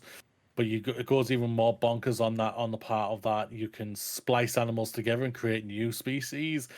You have to obviously keep the park clean, tend to all the animals, make sure they're getting fed properly, also having it at the right prices so you can get money in, expanding on the whole thing. The only thing I think is the one thing I think that knocked you for a loop. What you've said was the system where what to pick to expand to help put in your zoo and everything, and what, because it doesn't give you any hints of which way to go or anything like that. Pudding. Yeah, research pudding, and I understand where you're coming from that, and I even agree with that. That was a bit of a pain in the backside to get my head around with as well. But after I got past it, I was just like, boom, I was all there and everything, and I absolutely loved and adored it. I've loved seeing, because I'm in their Discord, and like, Amy, I thought I was a fan. Some of these schmucks are making me look like a nobody. And I don't need anyone help for that. I can do that all by myself. But no, yeah, some of the maps I'm seeing people have created are bonkers. I've seen someone put up a map and it looks like looks like Middle Earth, Amy. Middle freaking Earth. It's crazy and it's awesome. Shout out to this game. Yeah, I absolutely love this game. It was just like I said with Lake was the second best relaxing chill game I've played this year. Let's Build a Zoo is the best chill game I've played this year. I absolutely loved and adored this game. And I can't wait to see what, like, No More Robots, like, you're on my radar. Every time you announce a game, Mike Rose, I am going to be there for that game. It may not work for me as the game or something like that, but I'm always going to be there for it because this game just snapped me right up, and I can't wait to see what you bring out this year. Click the link you sent me. I don't know why I did that. It's crazy, isn't it? Yeah. It makes no sense. When I saw it, I was like, what the fuck? Yeah. Silver medal for you, Amy. Number 2. Well, I just want to just briefly say that I did enjoy Let's Build a Zoo. Sorry. Like it was your enthusiasm that was infectious. Like when you reviewed the game, we did it together, and I was there, like listening to you talk about it, and I fucking played it that night because, like, your enthusiasm for this game was so infectious. It got me to just play the game, and I played a fucking shitload of it. You don't realize how much you've No, played, do you? it's until one of you- those games that you can just lose time to without even trying, and I really enjoyed it. And it's not necessarily the type of game I really enjoy a lot of. So Says the I person shouted out that. who got addicted to Stardew Valley. Stardew Valley is a different thing entirely. Look, right? It's the Look, same Stardew game. Valley is just a different thing. It's a different motivation. I'm tapping the sign. Oh, it's a tin. I shouldn't do that. All right. Number two, Number silver two, medal. silver I'm medal. fascinated here because there's only 2 games. I feel off like the top you've of my narrowed head. it down to the 2 games that are here that are left, but you don't know what order I'm going to put them in. Well, it's that as well, but I know you gushed about another game that you haven't mentioned yet. So I'm not sure. I'm like, I gushed about a lot of games. yeah, but this one you were just like, this is really, really good. All and you right. haven't honorable mentioned it, and it's not in your top 20 yet.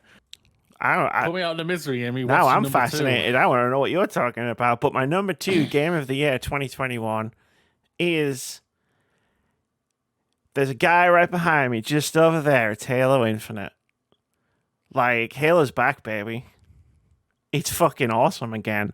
Like, we just reviewed this game, and I talked for an unreasonably long amount of time about why Halo Infinite was a fantastic game. I knew it was one of my favorites of the year as soon as I started playing it. Like, from a gameplay perspective, it's the best Halo's ever felt. And like 80% of that is because they give you a grappling hook. Like, the grappling hook is so much fun to use in this game, but everything Halo Infinite, like, it all comes together. Like, I had criticisms of the game. I have criticisms of every game. I'm a game critic.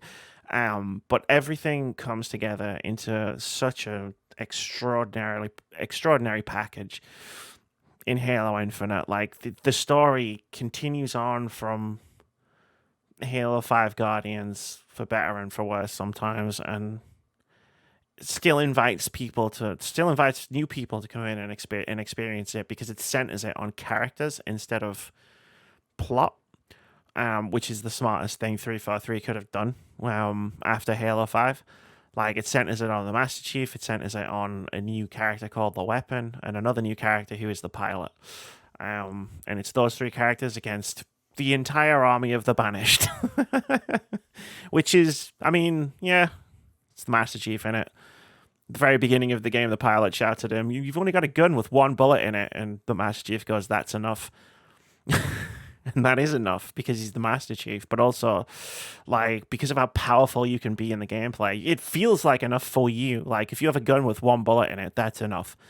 And I always love how I've always loved in Halo campaigns how powerful you can feel as the Master Chief. Like, a lot of games will communicate that the character that you're playing is like the baddest badass, but then you get to the gameplay and it's like, you're not. In Halo, and especially in Halo Infinite, you are the baddest badass. Like, and it's so satisfying. And I loved the campaign. And then you flip it over to the multiplayer, especially now that it's been updated for more playlists, including a Team Slayer playlist. Like, I'm back in Halo 3, Halo Reach days where I just play Halo all the time. Like, I can just sit down and play Halo multiplayer, and I can just be satisfied with it. Especially now that someone donated an Elite controller at the cause. Thank you very much, mysterious benefactor. I'm going to be so good at Halo again. But, like, you just go into the multiplayer, and I can just play it, and I can just play it and play it and play it and play it and play it and play it. And, of course, it's one of my favorite games of the year. Of course, it's a game of the year. Like, I said at the beginning of the year, everybody's going to say Halo's back because Halo Infinite's going to be awesome. And Halo Infinite is awesome, and Halo's back. I'm saying it. Like, it is one of the best games I played this year. One of my favorites for a variety of different reasons that I've just gone through. Fantastic. I'm intrigued. Moody's mind is melting. He's like, what other games are there? Oh, no. Well, I think I know what your number 1 is. You've got to know. You've got to know. You must know. But That'll be anyway, what I we're not think here to it talk is. about my number Yeah. one game right now, Moody. What is game of the year 2021 in Death Well, in before Moody's we world? go to number one, let's go back for our 10 to 2. Oh, okay, So number okay, 10 sure. for me is It Takes Two. Number 9, Kena Bridge of Spirits. Number 8, Lake. Number 7, Naruto Boy. Number 6, the Mass Effect Legendary Edition. Number 5, Resident Evil Village. Number 4, Death's Store. Number 3, Lost Judgment. And number 2, Let's Build a Zoo. I'll do mine after when I go into mine. Number 1 for me is the game that's been my number 1 since it came out in September. I have not shut up about this game. I think I've talked more about this game. There's 3 games I think I've talked about most this year. And that's the Mass Effect Legendary Edition, Let's Build a Zoo, and Life is Strange True Colors. Life is Strange True Colors is the best Life is Strange game out there. Everything they do here, just what they do is what they've done is shrunk this game down and focused it fully on one aspect and of the relationship of the characters that you meet in this game. There's other aspects that happen in the game. There's no doubt about it, and I love the ballsiness, what they tell you literally when they revealed this game, that your brother dies straight away. He dies in the first episode. They basically tell you that. And I love the ballsiness about that. You play as Alex, who has a power of basically empathy. We'll just say that. It's you can feel people's emotions, but they use empathy as a power. And I think like I've said multiple times, you've seen on my review and everything like that, there's a scene in this game that hits me so hard in the second episode that basically told me everything that I suffered through last year. And it was an amazing scene, an eye-opening scene. And I loved it. And then you go to the fun parts you have with Ryan and Steph, the romance you can have with Steph. I've played it multiple times. I romanced Ryan as well. He's awesome as well. I'll say that right now. Shout out to Ryan. He's a great character. Better as a best friend. I'll say this right now. Steph is, no doubt about it, the best romance character of 2021. I'll say that right now. One of the best romance characters ever. Like, she's incredible as a character, just in there. And I love each episode is different and unique of each thing. Episode 1, you're meeting your brother and getting to know these new people. Episode 2, the mourning. It's basically a massive episode of mourning, but you get to know every other character, and it really, really works with the empathy power you have. Number 3, you do a live action D&D game, and it's awesome.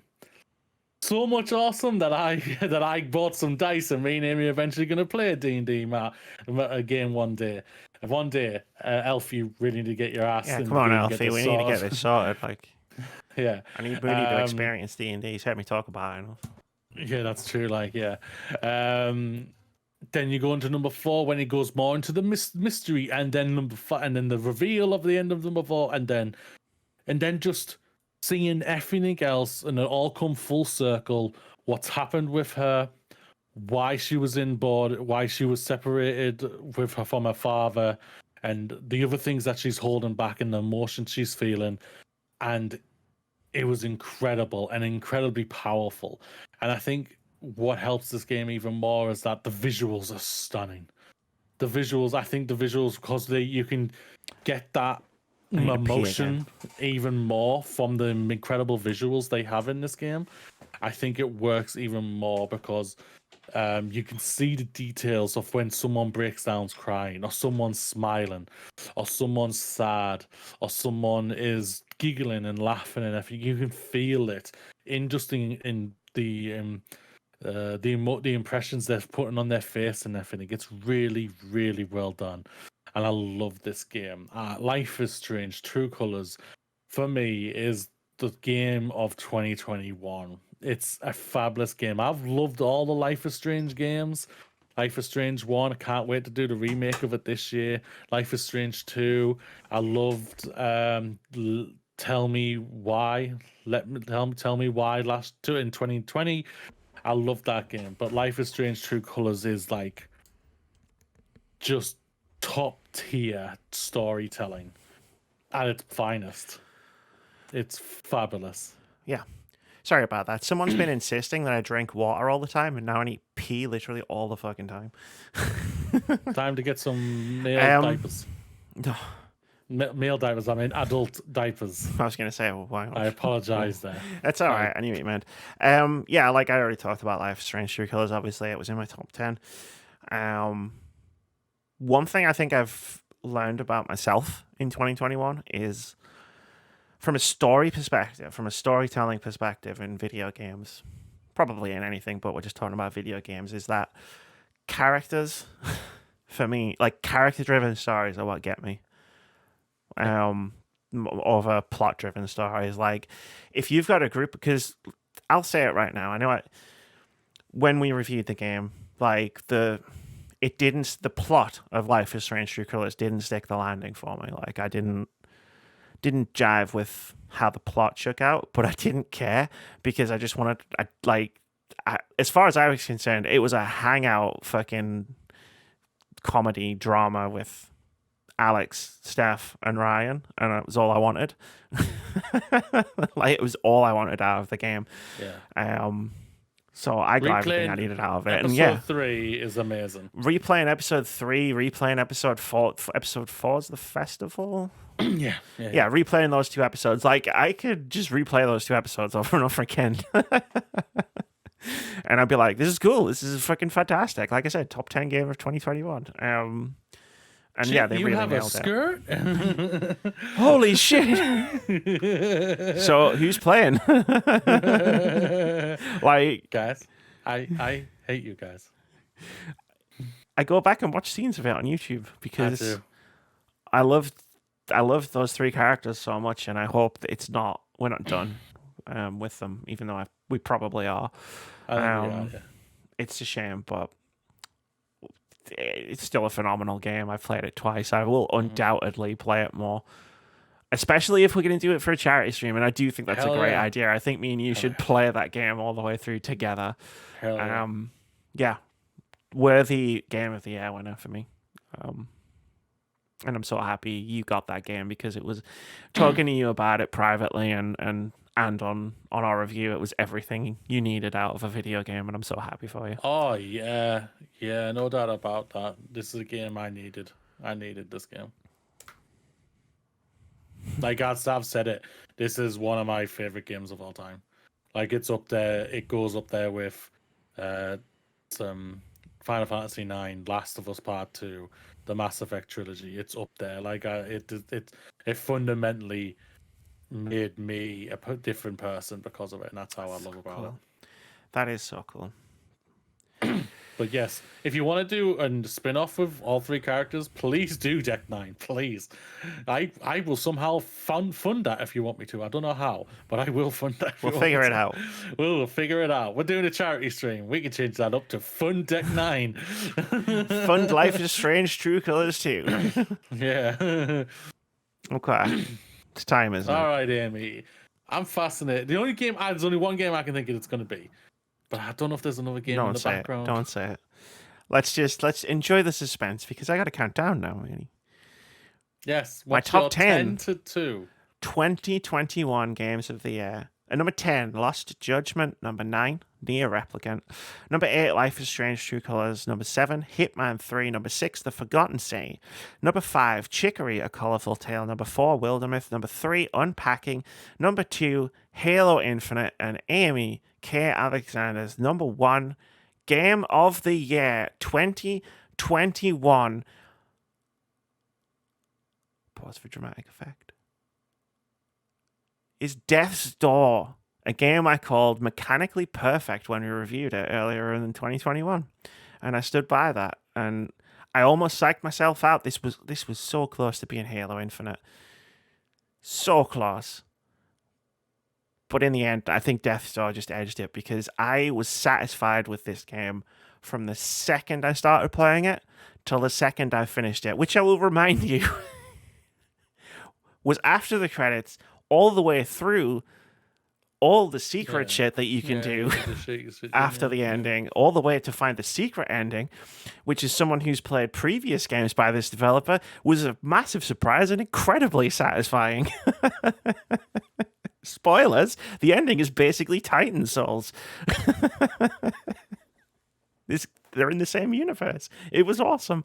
But yeah, like I called it mechanically satisfying, and like I said, like there wasn't a second that I was playing this game where I wasn't fully enjoying what I was doing. Like at no point was I ever angry, frustrated, disappointed, any negative word you can throw out. Like I just had fun from start to finish. Everything about this game hit.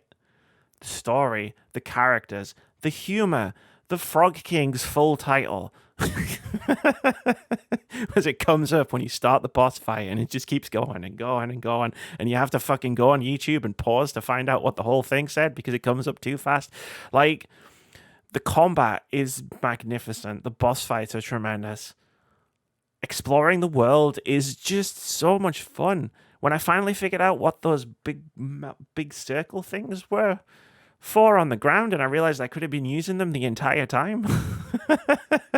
I was like, holy shit. And then I went back to all of the previous levels and I found them all again, and I just did them because, like other games that I've talked about throughout the years, and I think we had a conversation about this a couple of weeks ago when Sadie was here, like, I was taking any excuse to keep playing this game because I didn't want it to be over. And then when it was over, I kept playing it because I didn't want it to be over.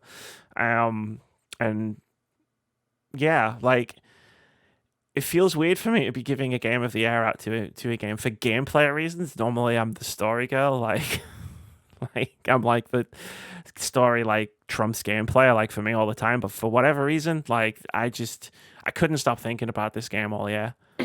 Part of it might be because I stream the soundtrack on Spotify a lot, but part of it is definitely because this was my favorite game of the year. Fantastic. I was wondering, you hadn't mentioned it. I was thinking it's Death Star. But damn, that's awesome. Yep. So many different and unique games that we've talked about this year. I felt like such an idiot as well because I reviewed Wildermyth and I said it's going to take a lot for a game to knock Wildermyth off number one. I played Death Star like a week later and I was like, shit, this is it. Yeah. I'm a fucking dumbass. No, but you did. You basically went Nier Replicant, Game of the Year. Week later, it was Wildermyth, Game of the Year. Nothing's going to beat this. It's going to be a world beater. Well, I never said nothing's going to beat it. What I said was it's going to take a lot to shift it. Yeah. Like, it was a fun journey through the year up until, like, Death Star came out. And then Halo Infinite came out, and I was literally back and forth in my head as to which one was Game of the Year. But, like, because it was an escalation, like, I hadn't hit a point where I was like, this is Game of the Year, and then nothing moved it. I kept going, this is Game of the Year. Fucking hell, it's gonna take something special to knock this off. And then something special happened, and then something special happened, and then something special happened. And people were talking about 2021 being like a mediocre year or a slow year. And I was like, are you fucking crazy? Like, why would you say this? This has been a fucking awesome year. Like, this list of 20 games I've gone through, like, it was hard to keep up. It was so hard that I didn't play like 20 games that I really probably would have loved. Like, this top 20 could have been entirely different. Depending on the games that I played. And like in 2020, me and you had a very similar list. Especially at certain points. I mean, our Game of the Year was the same. And like this year, you gave me your list and I got to see it evolve as Christmas break went on, and I was like, there's so few crossovers on this list compared to the year before. Like, and that to me is the mark of a great year, because we have a lot of similar tastes, but we also have we also have different tastes in games, and we both got served what we want out of video games. Yeah, and that's fantastic. I think that's fair. I had a lot of fun with this year. Like I said, 2021 was a great year for video games in general, even though for some weird reason the internet wants to say otherwise. Yeah. Like, you're Yeah. entitled to your opinion, and I respect that. But for me, like, nothing could be further from that. Like, I had such a run, especially I think we talked about it the summer of 2021. I had such a run of games like that. I was just loving one after the other after the other, and I was just like, I hope this never ends. I'm riding a wave, and I never wanted it to stop. And You I can't can't wait stop to see it. what the future brings. Like the rest of this year, like I'm jazzed. I'm pumped. I'm hyped to play video games, and that isn't always the case. But like I don't know. Like I'm hyped for everything that's coming at us in 2022. That's our game of the year list. We did it. Yes, it is. Yeah, we did it. We did it. We did it. We did it. Yeah, yeah, yeah. I had a benchmark of how long this was going to take in my head, and we are 5.5 minutes under schedule of what I We better thought this was smash going to through. take. We better smash through. So, ladies and gentlemen, obviously it's now getting back to now games out this week because OpenCritic is returning because the first big game, should I say, coming out is coming out next week. So let's get into it. Games out this week. So first we have Reverses Knights Tactics. Reverie Knights Tactics. Okay, thank you. Reverie Knights Tactics.